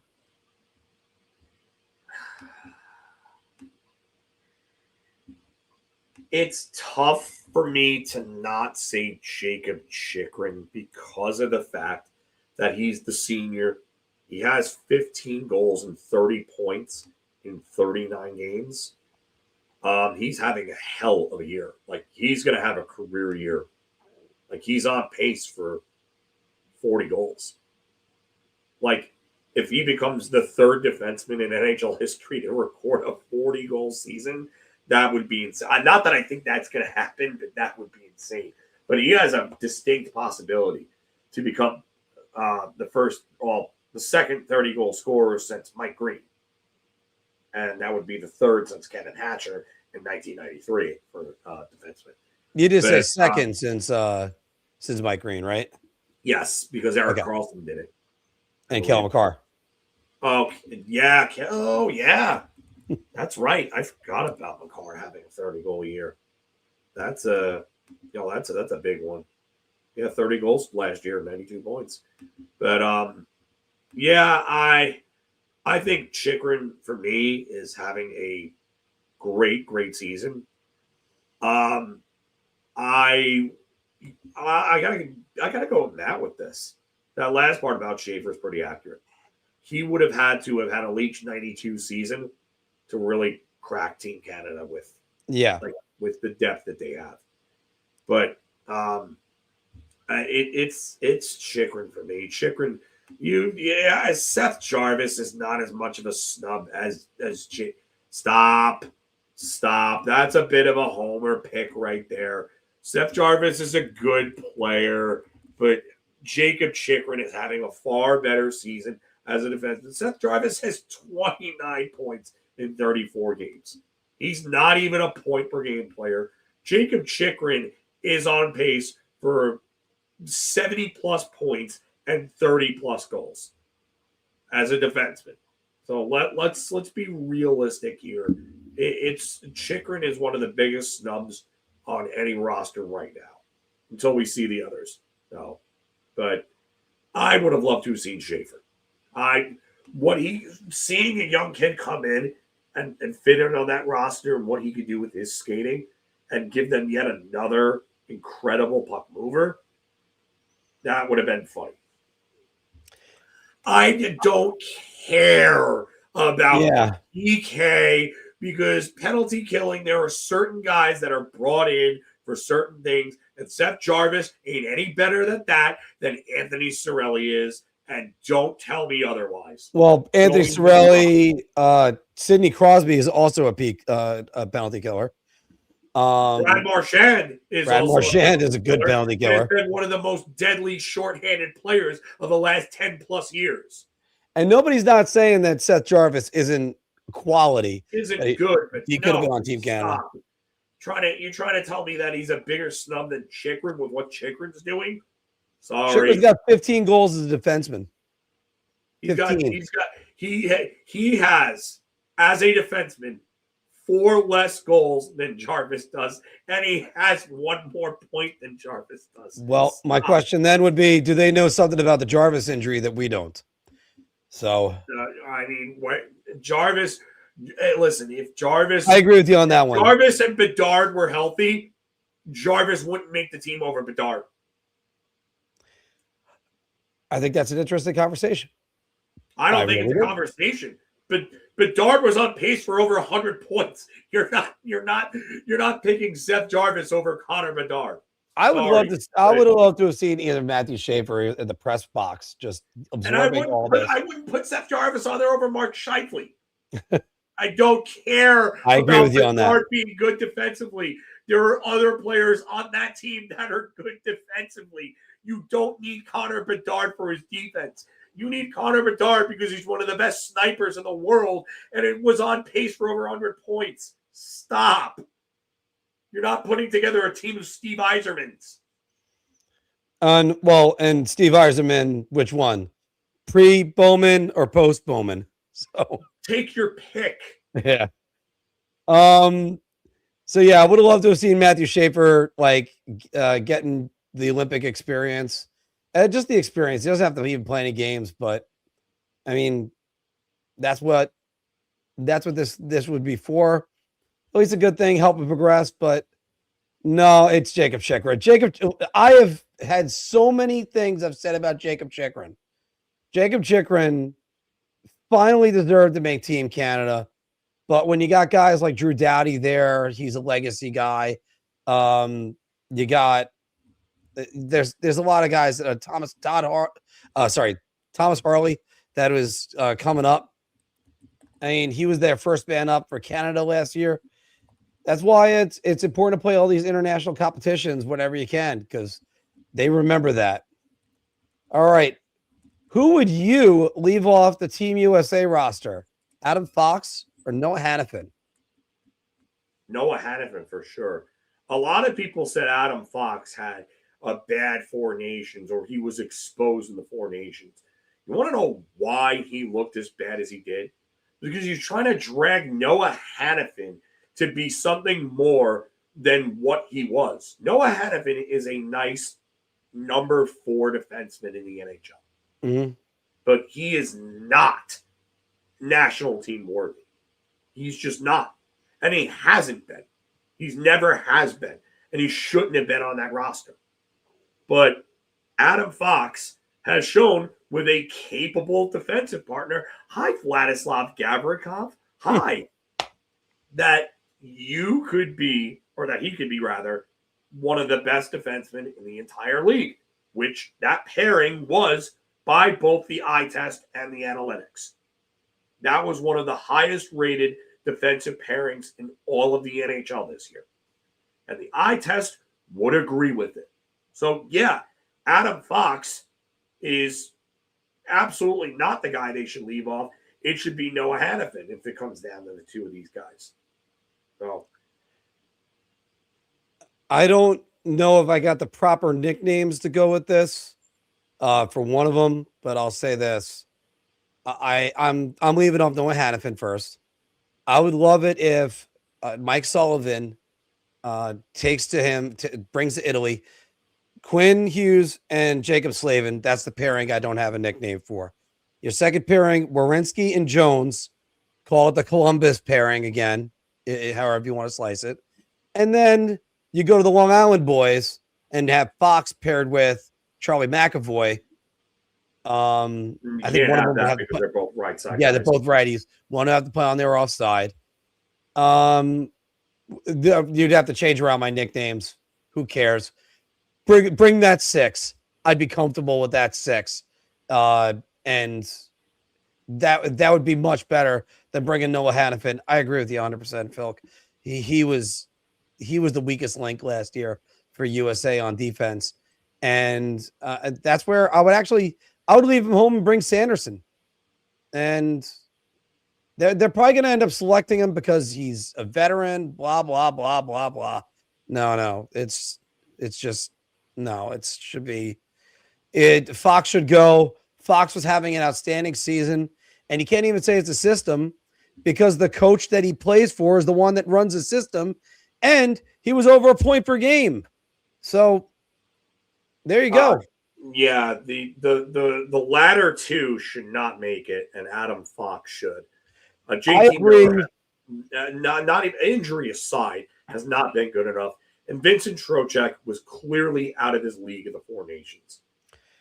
He was out of his league. Chris Kreider was out of his league. Brock Nelson was out of his league. None of those guys should have made it. It should have been Keller. It should have been Robertson. And it should have been Thompson.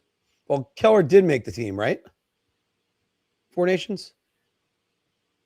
Well, no. Oh, all right. I forgot completely. Yeah, because then in that case, yeah, put those guys over there. Yeah. Again, Fox wasn't good in the Four Nations because he played with Noah Hannafin, who was complete garbage. If you watch that and watched it closely, when they were on the ice together, they were horrendous because Hannafin was running around like a chicken with his head cut off. When Fox played with Slavin to start that tournament, they were a great pairing. And then they moved them down to that. So I agree 100% on that one. It should be because you can put anybody. You can put me with Jacob Slavin. I'll be a +5. But I mean, that's another story. But again, like Hannafin just doesn't belong there. He doesn't. He was horrendous in that tournament. Yeah, I can't count the number of mistakes he made in that tournament. Hands down on that one, Phil. And furthermore, with that, I mean, obviously Sanderson would be somebody that I was mentioning before. Brady Shea might have something to say about it at the end.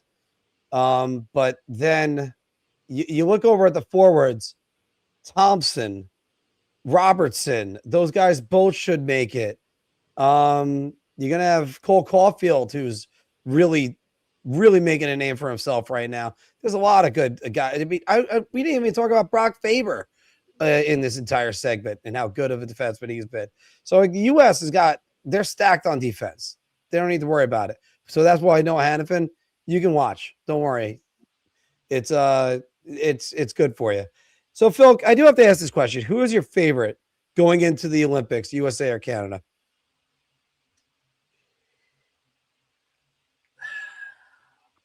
I have to see the roster for USA. Okay. I don't know what that roster looks like yet. Then we'll save this one for next week. Then. I can't. Kazakhstan, is Borat going to play in goal for them? God. God. I keep on forgetting. What was the country that Anze Kopitar is from? Is it Kazakhstan? Slovenia. Oh, Slovenia. That's it. From Yesenis, I think is Jesenic is the name of the city that he's from, I think. Yeah. But he's Slovenia.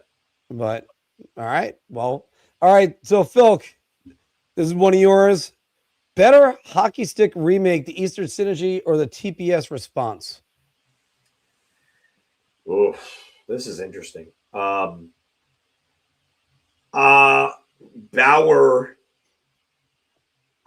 did the remake of the Eastern Synergy. They have the rights to the intellectual property now, and the stick felt nice. I think it was like 425 grams. The original was 450, so they made it lighter. What I heard is they took the Nexus 2N Pros and they used that. It's basically a remodeled or a redecorated version of those, which is a nice stick. I mean, the 2N Pros were nice when they were out. The TPS Response, I am not sure of who did that. I would love to find that out. But I was looking at sticks in the store the other day, and I found it because I heard somebody. I heard a comeback for it. I don't know where it was. I saw the article. Might have been on Twitter, but yeah, I felt it, and it felt lighter than the original because the original was 455 grams. But I will say this. Even though it was 5 grams lighter, I don't know if it was just because the balancing was better, but the response felt lighter than the original Synergy. But I think I like the original, the Synergy remake better than the TPS Response because the TPS Response feels nothing like the original, nothing like it. The way the texture on the stick is different. It's a glossy coat instead of like a grip. Like the grip is different. And the way that the stick is designed doesn't look like the original. So I'm gonna go with Easton.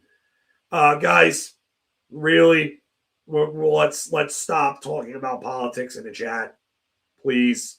I don't want to have to block anybody or ban anybody. Yeah, let's make sure keep there's that no out of our politics on chats. that one. That's been a thing since day one, and I'm not singling out anybody, and I'm not going to name any names, but we have said since day one, take politic talk elsewhere. I'm not going to say it again.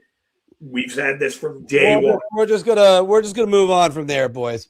And by the way, it's funny, Phil, because I was a TPS guy. I was a TPS kid when I was younger, because they used to have like the screw-on ones. Remember I forgot what they were called. Oh, for street hockey, yeah. No, not even street hockey, for ice, where you could screw on your blade. It wasn't like I know what you're talking about. I forgot what they were called. The lockjaw system, was it? Yes, maybe? the lockjaw, yes. Lockjaw system. All right, so we had that, and then I became a one-piece stick guy, and eventually, when they got cheaper and cheaper and cheaper, because I never justified spending $200 on a stick you could break in warm-ups.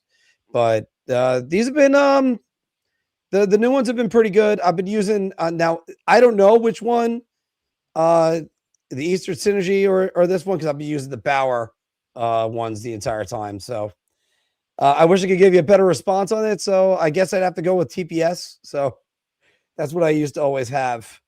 All right. Well, guys, let's skip and let's go and let's play some Buck Doku right now. And I think it's going to be a pretty good one today. Filk and I got our guys for obscurities as well. Yeah. So we'll play a 2-man game on that one. Yeah. Hopefully no need for a lightning round as we did the last time. Oh, boom, there we go right here. All right. So top axis is going left to right. The Flyers, Rangers, and Blues. And bottom to top is Nashville, Anaheim, and in the 90s. So 1990, 91, through 99, 2000. All right, so they got to play in the 90s, and you got all those things that you just said right there. Phil, 5-minute timer. I'm going to wait for us to say what the first player is or the first spot. I could look over at Rangers and Nashville and say Darren Turcotte, but I could also go to St. Louis and Nashville and say Darren Turcotte. I would use Darren Turcotte for Nashville and St. Louis, not Nashville and Rangers. Nashville and Rangers, you could probably use Andreas Johansson. Okay, so we're going to go with Andreas Johansson right here. Yeah. And we'll go with Darren Turcotte. I always love Darren's name. Darren Turcotte right there. He's a 1%er? Really? St. Louis, Philadelphia, and Nashville.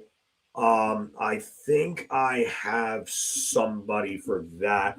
I think Ryan Perrant would actually be a good one. Hold on. No, he didn't play for Nashville, but he was in the he was in a trade to Nashville. I forgot. Okay. Obviously, Scotty Hartnell would be in there. Peter Forsberg. He was in the Peter Forsberg trade to Nashville. Yeah, that's what. Yeah. My question would be, do you think too many people would remember Guy Hebert as a New York Ranger?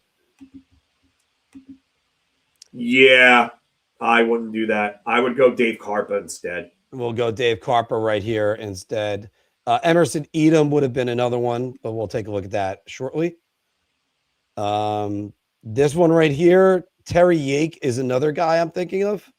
St. Louis and Anaheim? Yeah, probably you could use Terry. Oh, I don't know. Hold on. He's an original Anaheim, though. Yeah, that's the problem. That's the problem that I have. Obviously, Scott Young would be in there. We're going to keep on thinking about Scott Young, I think, would be too popular. But, hey, Filk, so who would you want to throw down right here for the 90s New York Ranger you could think of? The most 90s New York Ranger to come to your mind? Daniel Gano. All right. I was going to say Ken Jernander. Bill Berg. Bill Berg would be another one, but we're going to go Daniel Gano. So Daniel Gano, 0.4%. How about right here? St. Louis, Mike Peluso.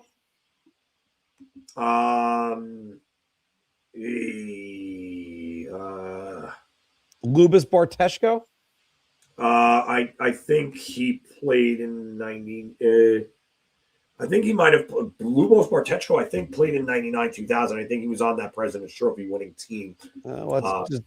Let's double check that. I think. Yeah, Lubos Barteshko. Yeah. Oh, he was on the 99 team too.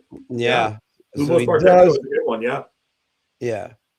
98, 99. All right. We'll go Lubos Barteshko. So.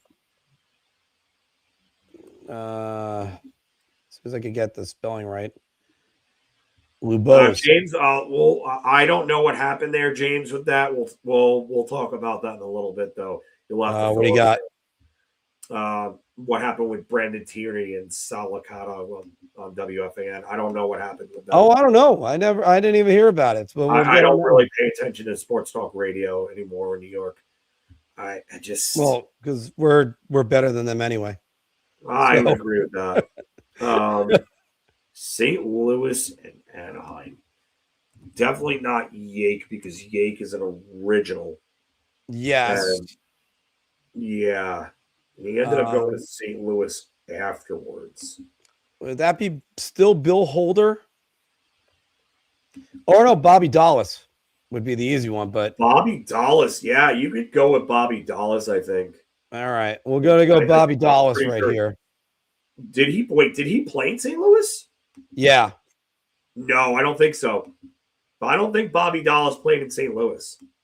I thought he was in the Gretzky trade. No. He didn't play in St. Louis. Oh, he didn't play in St. Louis. How about that? No. Okay. Well, Terry. I would say maybe Bill Holder because I know, Bill Holder for me. All right, so Bill Holder, we're going Bill Holder. So Yeah. Holder. Bill Holder, 0.3%. So we still got to fill out the Flyers.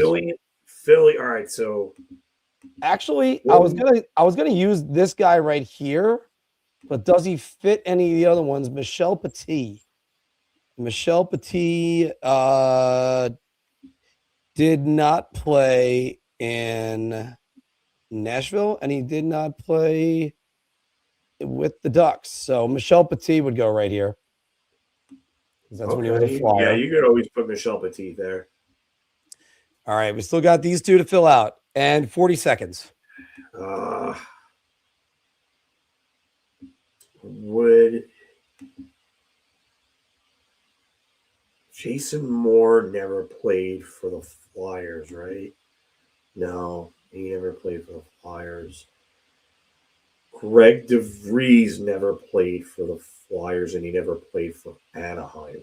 No, there's definitely a guy we're missing. Obviously, we could say other guys that are obvious, like Carly Stress never played for the Flyers, right? No, he never did. No. But what about Big Brass? What? Didn't Derek Brassard play for Nashville at one point? I don't think so. No, he played for literally every other team, including the Flyers. Jamie Heward played for the Flyers?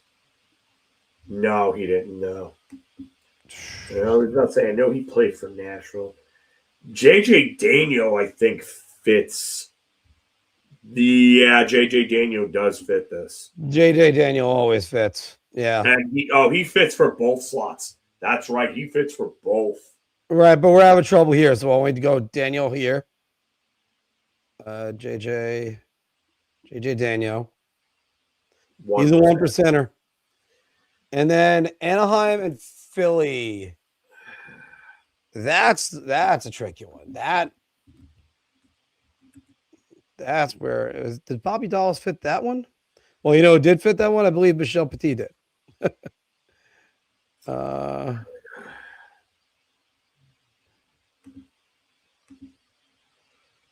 no, sure. Michel Petit did not play in Anaheim. Hold on. Anaheim and Philadelphia? Kevin Haller. Kevin Haller. I know I always bring this up. Kevin Haller, who scored the OT winner in game 2 versus the Rangers. That was Brian Leach's only career hat trick. All right. Nashville and Philadelphia, the less than 1%ers. Zach Ronaldo, Randy Robitaille, and Anthony would have gotten that one in a heartbeat. Yeah, Randy Robitaille would have been the guy. Lucas Spiza is a bit surprising to me. How is he not surprised? higher? Yeah, he was involved in a major trade. He was involved in wasn't he involved in the Chris Pronger trade twice? Yes. To Edmonton and to Philadelphia? Yeah. So Adam Hall, former New York Ranger for about 3 seconds. Also a former also a former Predator. And which that's still a great bit that they did. Todd Warner. Oh no. Warner, former Maple Leaf and Vancouver Canuck, I believe. Yeah. And what was the other 1%er? Was up here. It was our less than 1%ers would have been. Oh, these are all the ones we would have had for that. St. Louis and Nashville. A lot less than the 1%ers right here. Blair Atchedam, God, I remember Derek Roy, Bill Holder, Reed Simpson, and Scott Nickel, Marcel Gotch. Marcel Gotch, Dave Scatchard. Oh, all right. I mean, that's a bit unbelievable. All right. And just in case you're curious, played in the 90s. Peter Fiorentino, Randy Gillen. I don't even know. Randy Gillen is a good one. I'm still looking to see whether or not Ken Jernander would have. Yeah, you just passed him. I did. Go down. Yep, there he is. Ken Jernander right there. Yeah, Mike Hudson, another one. Yeah, Mark Savard, Marty McSorley. There, Jamie Ram. Oh my God. Corey Hirsch. I went to Doku Jr. accidentally. So, all right, now we're gonna go to the Pyramid, Filk, and we're gonna go 5 minutes on this one as well. Is this Jamie McCowan? It could be. Did Mark Howe ever play for the Maple Leafs? No, Jamie McCowan never played for the Flyers. He was Calgary, Toronto, and Detroit. Shit. It's not Larry Murphy, because Larry Murphy never played for the Flyers. Right. Oh, it's a 100-point season. 100-point season, any team. What is that? 50-plus games in playoff career? 50-plus games in a playoff career. And 100 penalty minute season. All right, so let's go with a guy that's got 100 points in the season. Any guy with 100 points in the season. Who are you thinking? You thinking Mike Rogers? Hakon Lube out there. All right. How do I spell his name? Hakan Loob. There you go, Loob. All right, 50 games in a playoff career. 100 points in a 100 season points. and 50 games in a playoff. Jimmy Carson played 50 playoff games. How about RNH? How long do you think he'd be in there? Oh, I think he's that'd be too obvious. Too obvious? All right. By the way, I love seeing highlights of Sal Goalite Messina. Jimmy Carson fits this. Jimmy Carson? Okay. Yeah. Does Jimmy Carson also fit for 100 penalty minutes in the season? No, he does not. All right, then that's why it's okay to go Jimmy Carson right here. All right, now all this in 100 penalty minutes in the season. Does Stevens or Tocchet fit there? They both fit there. I feel like those would both be obvious. So would Brendan Shanahan. So would Eric Lindros. Keith Tkachuk never had a 100-point season. Yep, that's right. He never did. Jeremy Roenick fits this. I think Dave Andreychuk would fit this. But I actually, no. I think Dave Andreychuk, I don't think he ever had a 100-point season. He had 50 goal seasons, but I don't think he ever had 100. No, he 92, 93, and 99 points. Yeah. Mike Rogers then went over 100 penalty minutes? No, I don't think so. Mike Rogers wasn't that type of player. No. Mike Rogers, the highest he ever had was 46 penalty minutes in a season. And that wasn't even in the NHL. I mean, obviously, Mark Messier would be right there. Messier fits that. Does John Tonelli fit that? John Tonelli, there's a good question. John Tonelli, 100 points in a season. He does have over 100 penalty minutes twice in a year. Yeah, I would throw John Tonelli there. John Tonelli is. Hold on. I think he played for Toronto too. Hold on. No, he didn't. No. Okay. Yeah, throw John Tonelli there. John Tonelli right there. We're still at 0. Now we have to have all those things plus somebody that played for Toronto. Does Eric Lindros fit that? Or you want to say Eric Lindros for the next one? But that's going to be a fairly obvious answer. Well, right here, it might not be as obvious unless you use it on the next one. That's why sometimes. Well, of course, nobody's going to fucking know. Well, Rick Tocchet, Mark Recchi, both. No, yeah, you can't because they didn't play for Toronto. Shit. Doug Gilmour. Doug Gilmour is going to be a very, very obvious answer. Right, but Doug Gilmour you can at least use for this one as well. You cannot use Doug Gilmour after this. You can't use him after this. This is where we talk about that strategy about how far can you go with this. Yeah, Doug Gilmour, not only that, but Doug Gilmour has 100 penalty minutes and 100 points in the same season twice, 93 and 94. Yes. So. And he won the Selke in 93. That's a hell of a season, man. That is a two-way tour de force. And he just missing on the Hart Trophy in 92-93 to a Mario Lemieux, who was just the eye test showed he was the most dominant player that year. Yeah, he's don't need to ask him. Don't need to say about anything else. 100-point seasons from. This is a tough one. I mean, Lindros is the guy that sticks out to me in that regard because I think he would be a lower percentage than. Well, because I got a guy for the Flyers on the next one, but let me just check two other ones.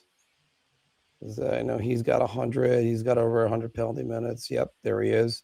Because obviously Bobby Clark would fit on the next one, but Bobby Clark has got he would play in Toronto, so that wouldn't fit.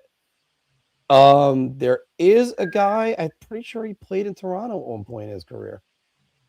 And no. Dale Howardchuk never played in Toronto. Oh, I would have told you that right away. Yeah, no, I thought he Winnipeg to St. Louis to Philly. You never know sometimes. Well, Ron Francis is there. Oh, the Buffalo. I forgot Buffalo. Duh.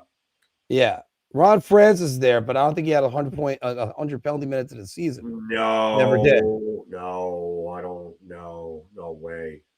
Ron Francis won. I think he was a multiple Lady Byng winner. Yeah, but Lady Byng is like least penalty minutes. Yes, it is. So yeah, Ron Francis definitely wouldn't fit that. Yeah, no, he wouldn't fit that. He did have some penalty minutes where he got 87 one year. So he was up there. The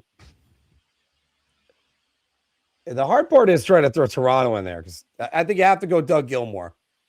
That's what I think. But on the other hand, is a guy that just had to suit up for them, and it can be any forward. Hold on.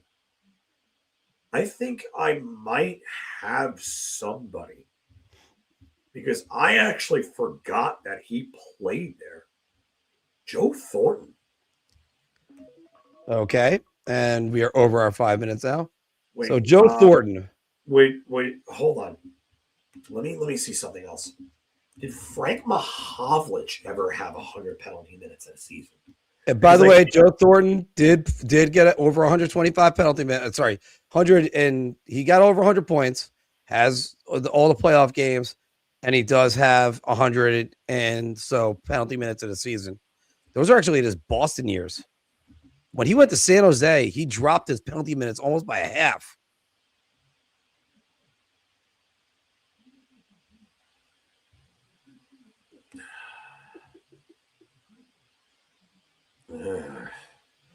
No, Pete Mahovlich never played for Toronto. I gotta go Thornton here.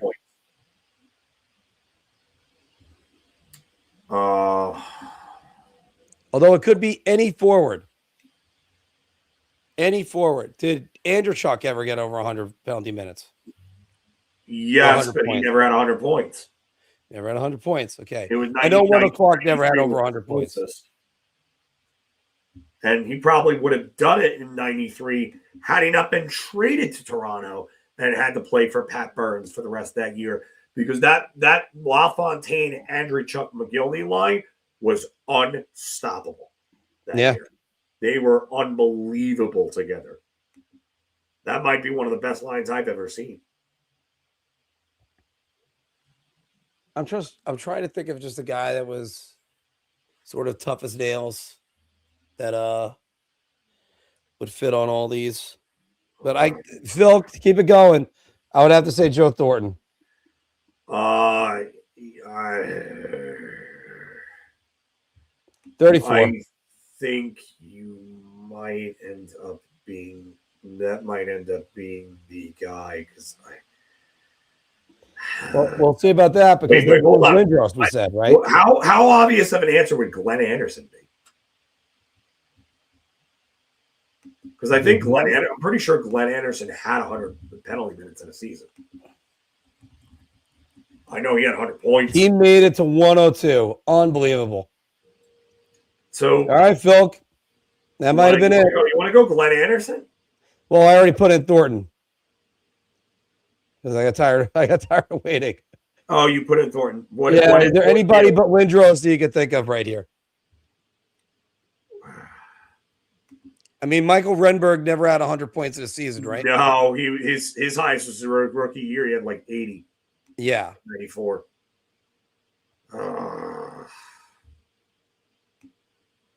That was a reunion that didn't go well for the Flyers. They got rid of him and then brought him back. And he just never really recaptured that magic. Gilmore never played for Philly. I know that. Went from Calgary to Toronto to New Jersey to Chicago. And Coffee never played. Sorry, to Buffalo, to Chicago, to Montreal.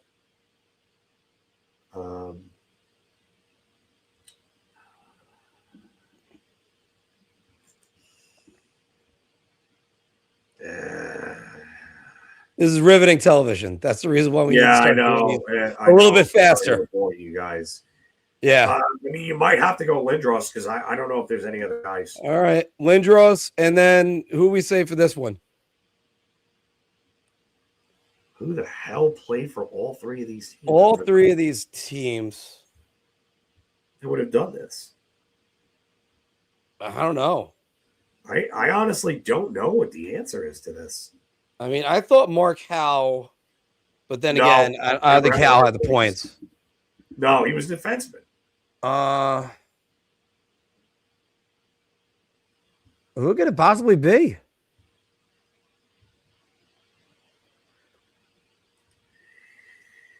I mean, Jimmy Carson, like you said, never played for any of these other teams, and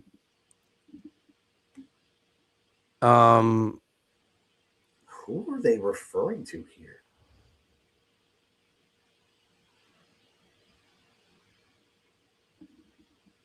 Recchi never played for Toronto. Recchi never played for the Red Wings. Yeah.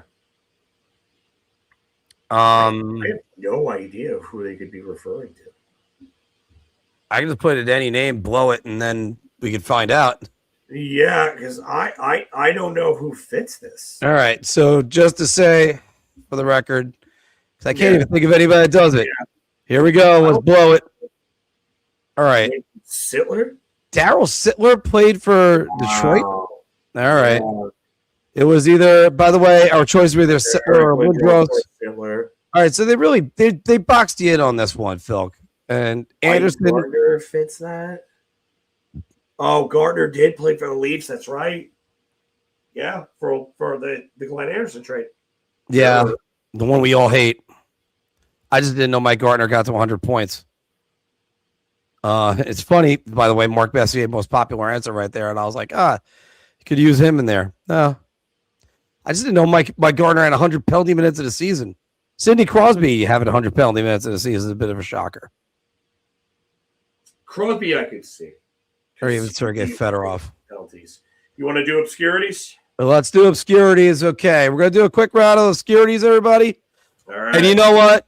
Salty, thank you. I didn't know Sittler played for Detroit. Yeah, I didn't know Detroit. I knew Philadelphia because I watched a video about Harold Ballard and like the falling out that he had with Sittler and the management there and stuff. So yeah, I knew about Philly. I didn't know about Detroit. Yeah. Okay. To be honest. All right. Phil, I got my 6. I'll see if you could get them all. Let me just get my my timer ready. 100 penalty minute guy. I would have maybe like 1 or 2. I mean, the different eras. So that's where the hard part is. Fair. All right. Phil, I got my. Are we gonna? I guess we'll do 6. We'll do our 6. We'll try to go quick. So all right. I got you. All right. So I'll do you. I'll do yours first. Okay. Do you need me to hit the timer? Actually, I lost 2 of yours. Shit. I could do. Oh yeah, you could hit the timer, please. Okay. All right. So Mark, your first one has played 406 games over 7 teams. And you ready? You ready? He is actually over 6 teams. Sorry. It is Jason Moore. Okay. Jay Moore, who does a great walking impression. New York Rangers, San Jose Sharks, Nashville Predators. 3. Shoot. Arizona Coyotes. Yep.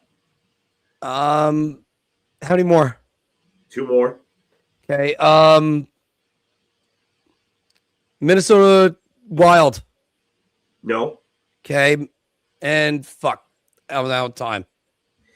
You were very close. It was the North Stars. Damn it. And Chicago was the other team. Jay Moore was on my list of my second video we ever did for this channel ever. The worst Ranger draft picks of all time. And most of his success came in San Jose. 10th overall, 1987. Mm-hmm. And I think they reacquired him from Marty McSorley. If ever, no, wasn't that? No, I don't think he was. I forgot what they did to reacquire him, but they got him back in like no. 98. So he traded. Actually, yeah, traded by the San Jose Sharks with a 4th round pick in 1990. In 97, later traded back to San Jose. San Jose selected Adam Colagiacomo and Brian Swanson to the New York Rangers for Marty McSorley. Yes. All right. And then he was traded by the Rangers on February 6, 1997 to the Phoenix Coyotes for Dallas Eakins and Mike Eastwood. Yep. Wow. I mean, Mike Eastwood was that was their deadline deal in 97, right? One of them. Yeah. It was him, Courtnall, and Tikkanen, I believe. Yes. 3 of them I remember. They dealt then Gene out to Vancouver for Tikkanen. All right, go ahead. All right. So this player has played in 500. Oh, by the way, how many did I get? I got 4? 4, yes. Okay, so I gotta write that in. This player has played 580 games across 7 teams.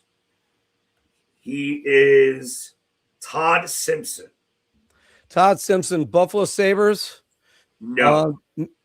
No. No. Minnesota Wild.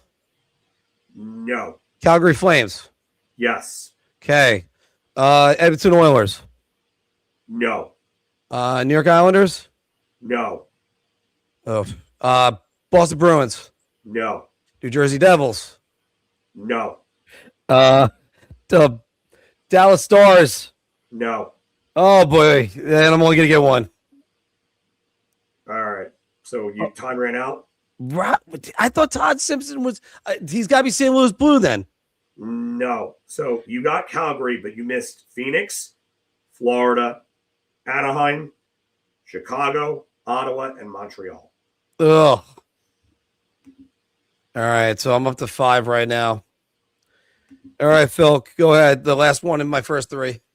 All right. So the last one in your first 3 has played 702 games over 15 years with 7 teams.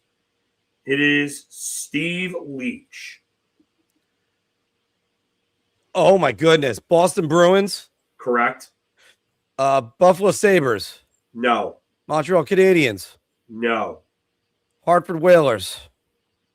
No. Wow.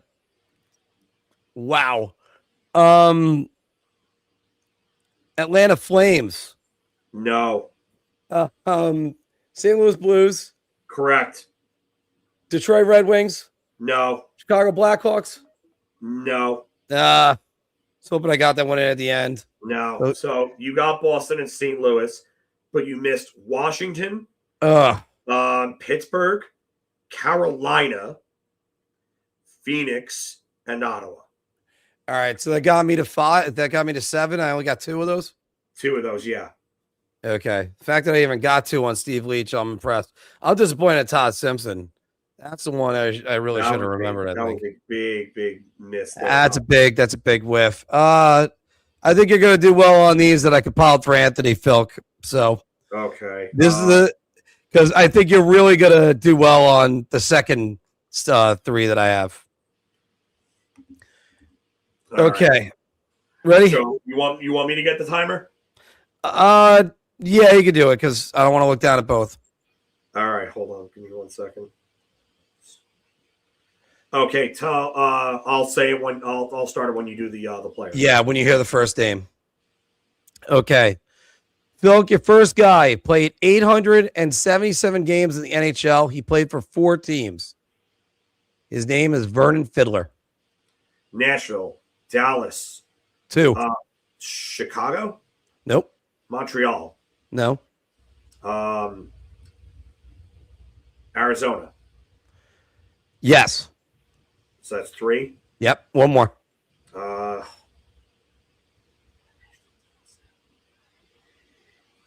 Tampa. Nope. Boston. No. San Jose. Nope. No. All right. Done. Okay. The fourth one was New Jersey. Fuck. Yeah. So you I got think that was his last team, right? I believe so. Yeah. Yeah. So right. there's 3 on that. 3 right off the bat. Your second player, he played for 5 teams, over 1,084 games. Okay. And his name is Dave Lowry. St. Louis. 1. Calgary. 2. Florida. 3. San Jose. 4. How many more? 1 more. Islanders? No. Boston? No. Tampa? No. Montreal? Nope. Edmonton? Nope. Anaheim? Nope. Yeah, I'm done. Okay. Vancouver was the last one. Fuck. Yeah. Right. So 4 and 4? Yes, 4 and 4. No, it was 4 and 4. I'm sorry. I did down as 3 on the last one. No. 3. It was 3. It was 3? Fiddler only had 4 teams, right? Oh, okay, yeah. So it was 3. So barring you're completely stumped, and you won't be, because I always try to make it so it's at least one guy you've heard of and you know the team to go with. Okay. I kind of always do that. I have a little bit of a theme sometimes. But the last guy, because again, you're going to finish with the lead on this one. The last guy who you see on NHL Network, he has played 777 games. I think I know where you're going with this. And his name is Bill Lindsay. Florida. 1. San Jose. 2. St. Louis. No. Chicago. Nope. Montreal. 3. Calgary. 4. How many more? 2 more. Dallas. Nope. Boston. Nope. Nashville. Nope. Edmonton. Nope. All right, stop. They're the 2 teams that don't exist in their cities anymore. Quebec. 1. And Hartford. And Atlanta, actually. Atlanta. Oh, shit. Okay. Yeah. All right. So you got 4 out of the 6 that are right there. That puts you up to 4 out of the 6 puts you up to 11. Okay. All right. Yeah. All right, so Sometimes I like doing this just for the sake of just also seeing the actual players and talking about them. Like, you're going to know one of the guys right away when I give you on the next one. That's why it was supposed to be Anthony's guy. All right. I got the timer. Phil, ready to go. I need to get 2 more for you. I'm sorry. I deleted. Okay. I deleted fucking. I had them and then they were up on my browser. And wow. Salty, by the way, thank you for this one. A 10-point game anniversary is coming up. 50 years. Yeah, that's crazy. Game. That is absolutely crazy that it's coming up with that. I mean, 10 points in a game. You got, I think the closest anybody's gotten in this last 15-year stretch was Sam Gagne, I think, right? Yep, that is one of them. Okay, good. That's one of them. What was the other one? There was another player that I had. MSG is asking Mika Zibanejad who the best DJs are. I have a friend that's a better DJ probably than Mika Zibanejad, but that's another story. Mike D'Alessandro, if you're out there, buddy. DJ Mike Vaughn, as he goes by. Definitely. Chef Rob will right on you with that one. What's that? Fire Jury. I was adamant about it. Like, it's funny because we had the guy at the end of that was all throughout the summer who ended up yelling all the time at us and other people. I kept on saying give Drury a chance on it, but now it became no, get him out of here. Yeah, I think he's done too much damage. Well, yeah, I think he's just done way too much damage. You don't need to be verbally abusive to everybody in the chat and to us. Wait, who is that? I don't know. Just no. I mean, no, not anybody now. Just the guy that we referred to back then. And yeah, I agree with him. Don't just fire him. Shoot him out of a cannon if you can.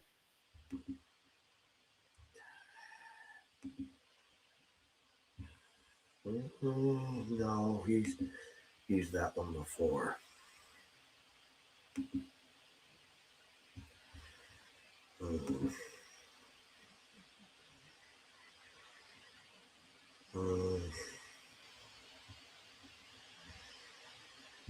So, yeah, again, Riddick's winning the Vezina.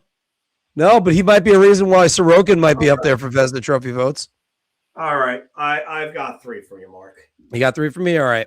Yeah, I got 3 for you. All right, Filk, let's do this. And let's go.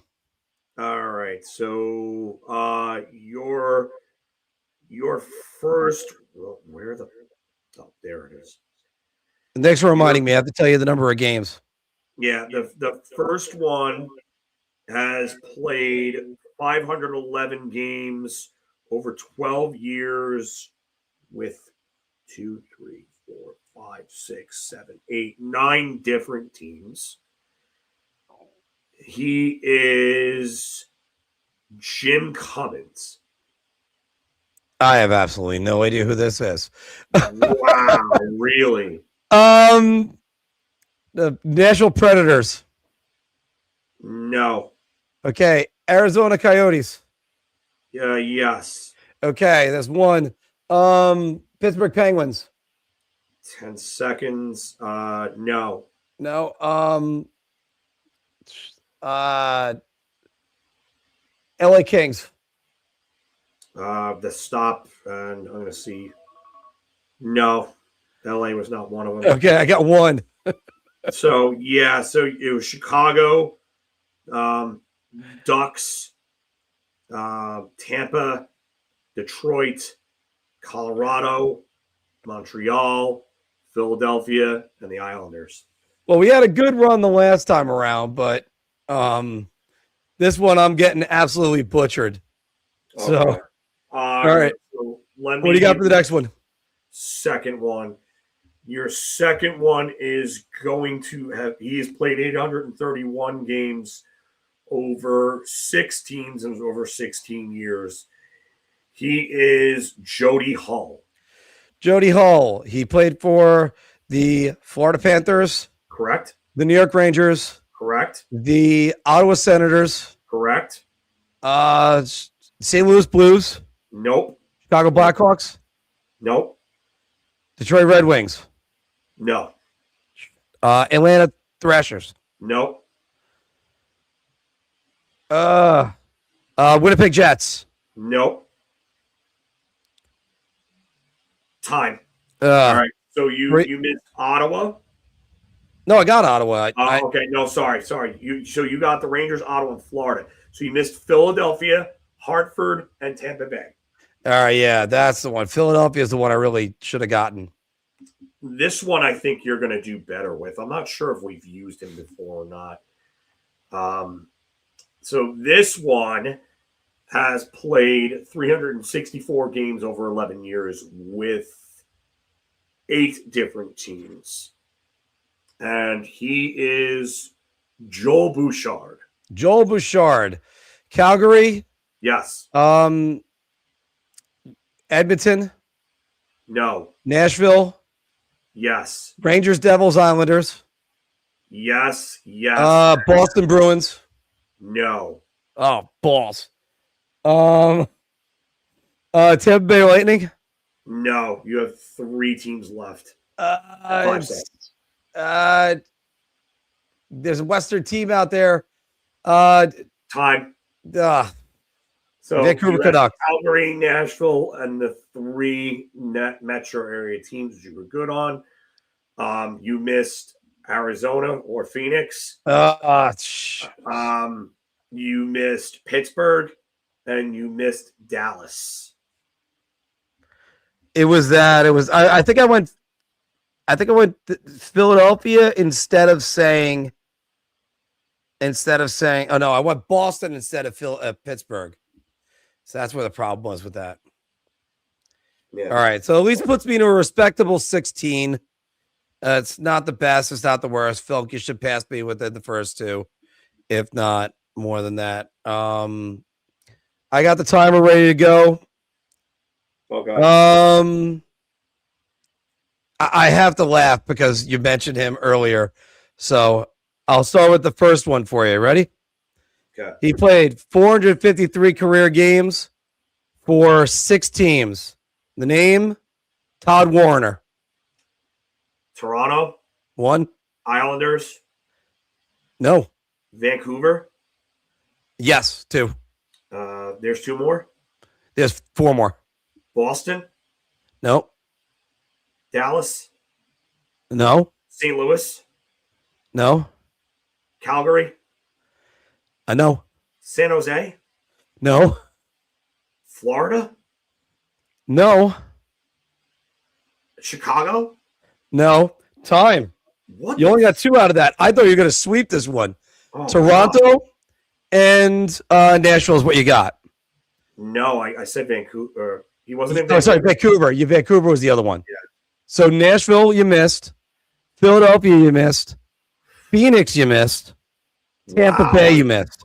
Wow, shit. So wow, that was actually a good one on my part. So Good job. let's go right there. I thought you were gonna kill it. All So right. that's 2. So you're at 13. So let's Okay. get to the next one. This guy played 208 games. He played for 5 teams. Okay. You get that up. His name is Robert Petrovicki. Rangers, Hartford, Calgary. You got Hartford. He never played in Calgary?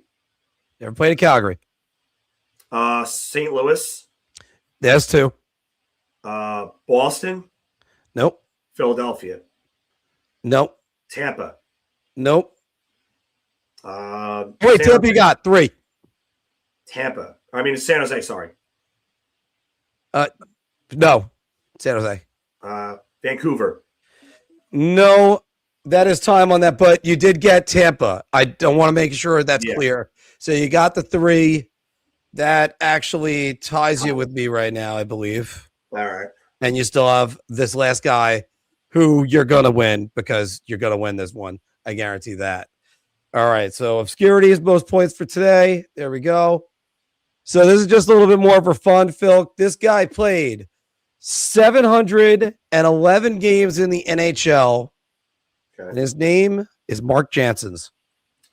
Rangers, 1, Hartford. 2. Edmonton. No. Boston. No. Tampa. No. St. Louis. No. Calgary. No. Winnipeg. No. Toronto. No. Chicago. 3. Philadelphia. Time and no on Philadelphia, unfortunately. You missed the Mighty Ducks of Anaheim. Fuck. Wait, hold on. Might be a mistake here. I got the Mighty Ducks of Anaheim, the New York Islanders, the Minnesota North Stars, and because I had it as Mighty Ducks plus Mark Jansen's. I had Anaheim and MDA. No, there's no mistake. It was just redundant. There was no Philadelphia in there, so I know you got 3, so that makes you today's winner. All hail to you. Let me get some confetti up for you right there. Filk, a little isolation. Oh God, it's like friggin' around the horn when they. Oh yeah. Yeah. All right. We'll take any questions you guys might have right now. Yeah, I'm gonna have to get it's just gonna have to be real quick because I have. I know because I got to get going as well. Yeah, like Shepard saying right here, Lobby gets smashed at the boards by who, and someone should have murked him. Schaefer didn't even get hit that bad, and look at how Barzell handled it. Well, the Rangers, they're not fighters. No, they're not fighters, guys. So it's just it's terrible. So. But when you're not a fighter, then you have to find ways of doing that, not just like when the incident happened with Detroit. Kind of like what I said before with the Islanders. Yeah, like I don't want Barzell getting in there, but that's where you get guys that have to step up. Sam Carrick's not a fighter, but you know what? Well, Sam Carrick absolutely can fight. He is a fighter. He can, but I wouldn't exactly classify him as a fighter. He's more like Brian Boyle. No, well, that's I mean, I agree with they snipped him. They kind of definitely neutered him, but whatever. I want to get back to James's comment here. Yeah. So what happened? What happened with this? That is a great question. I have no idea of what happened. Brandon Tierney and Salicata. I would have to look this up. I mean, to be honest with you, because I don't know what happened with them.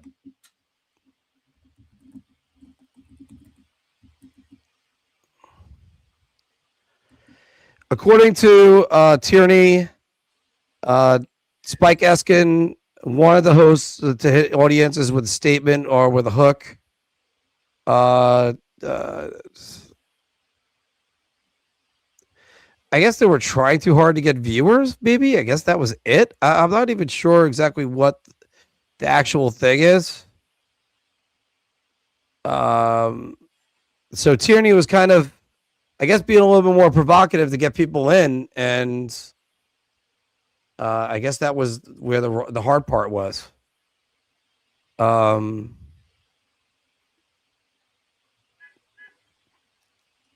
to 15 second mandate? This is what this is? Yeah, like, again, it was trying to get a hook on all that.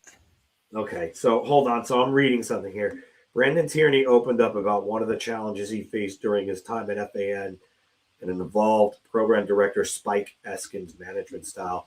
Speaking on his new YouTube show, Tierney Unleashed, the former WFAN midday host said Eskin wanted to hit shows with an audience with a strong statement and debate within the first 10 to 15 seconds of going on air.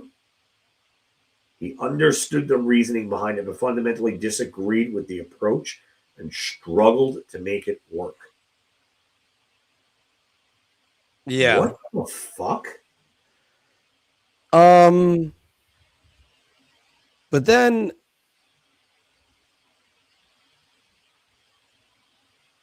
yeah, look, he was saying that they had to grab the audience immediately with some ridiculous statement or hot take. Is Jalen Hurts an elite quarterback?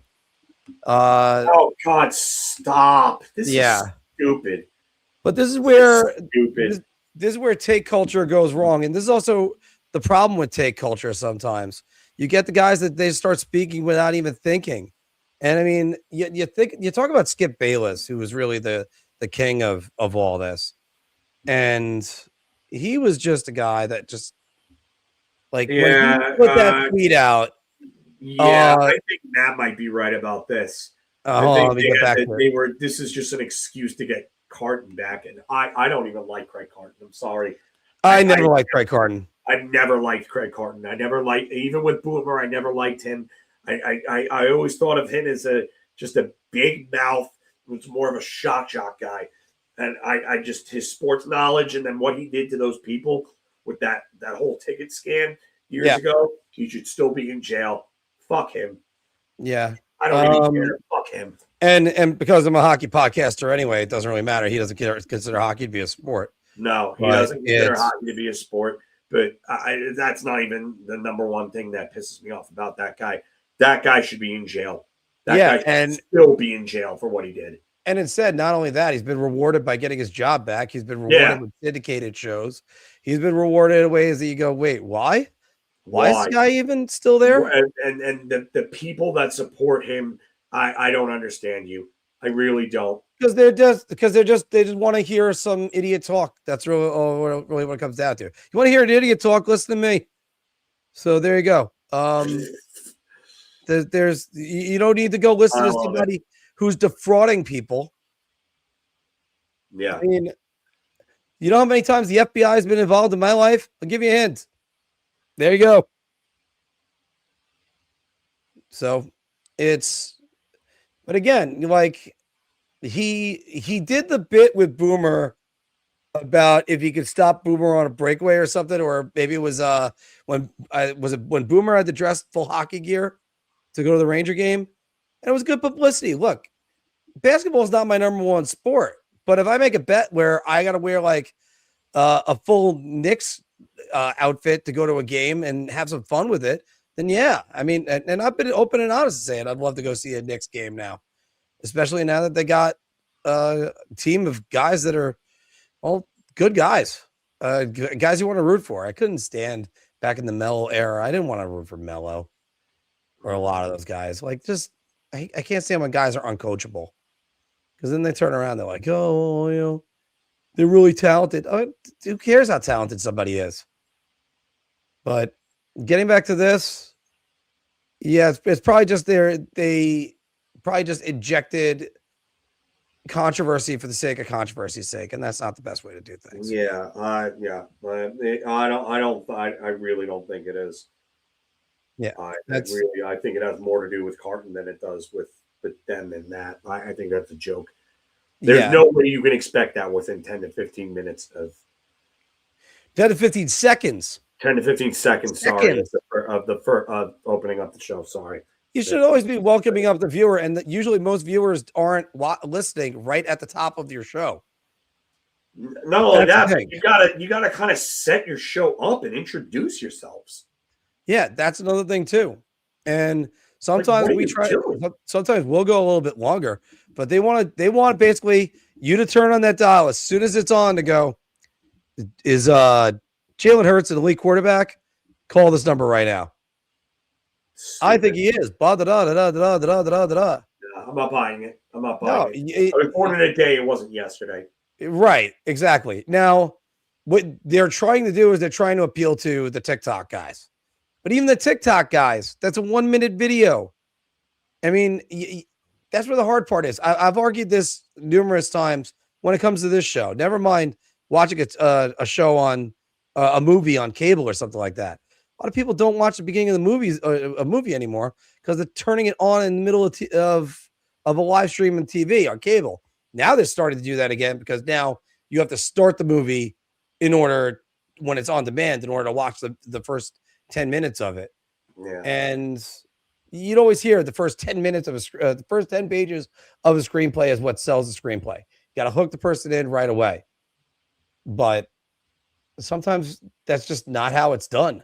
It's, you might hook the person in the first 10 seconds and they might not be listening to that. They might turn the channel on after that. That's why, again, sports talk and a lot of these things, the format of it needs to change a little bit. And we're kind of part of that. We're part of the group of people that we're doing on demand, and You guys are listening to us. I'm grateful for everybody that listens. And feel free to disagree with us. That's never arguing about you disagreeing. It's just a matter of once you disagree, let's just bring facts. And if you don't bring facts, just go, it's a gut feeling. All right, that's fine too. But sometimes your gut is that feeling. Yeah, Cardinal, another Stern ripoff. You know who's a ripoff? You know who's a ripoff of Howard Stern right now? Howard Stern. Like he's a shade of his movie. Yeah. All right, guys, we're gonna cut it here today. We did a nice whole 3-hour show. Thanks everybody for that stayed throughout the entire thing. And also, obviously, thank you everybody that keeps on watching. Keep on hyping us up. Make sure you like, subscribe, and hype everything. I keep on having to say the word hype. I need to integrate that more into the show and get everybody going. But anyway, guys, thank you very much, and we will see you soon. We'll see you next Wednesday, and enjoy the Winter Classic. Might do a stream Friday afternoon if possible. Talk about Team USA. I'll see you soon. Bye, guys.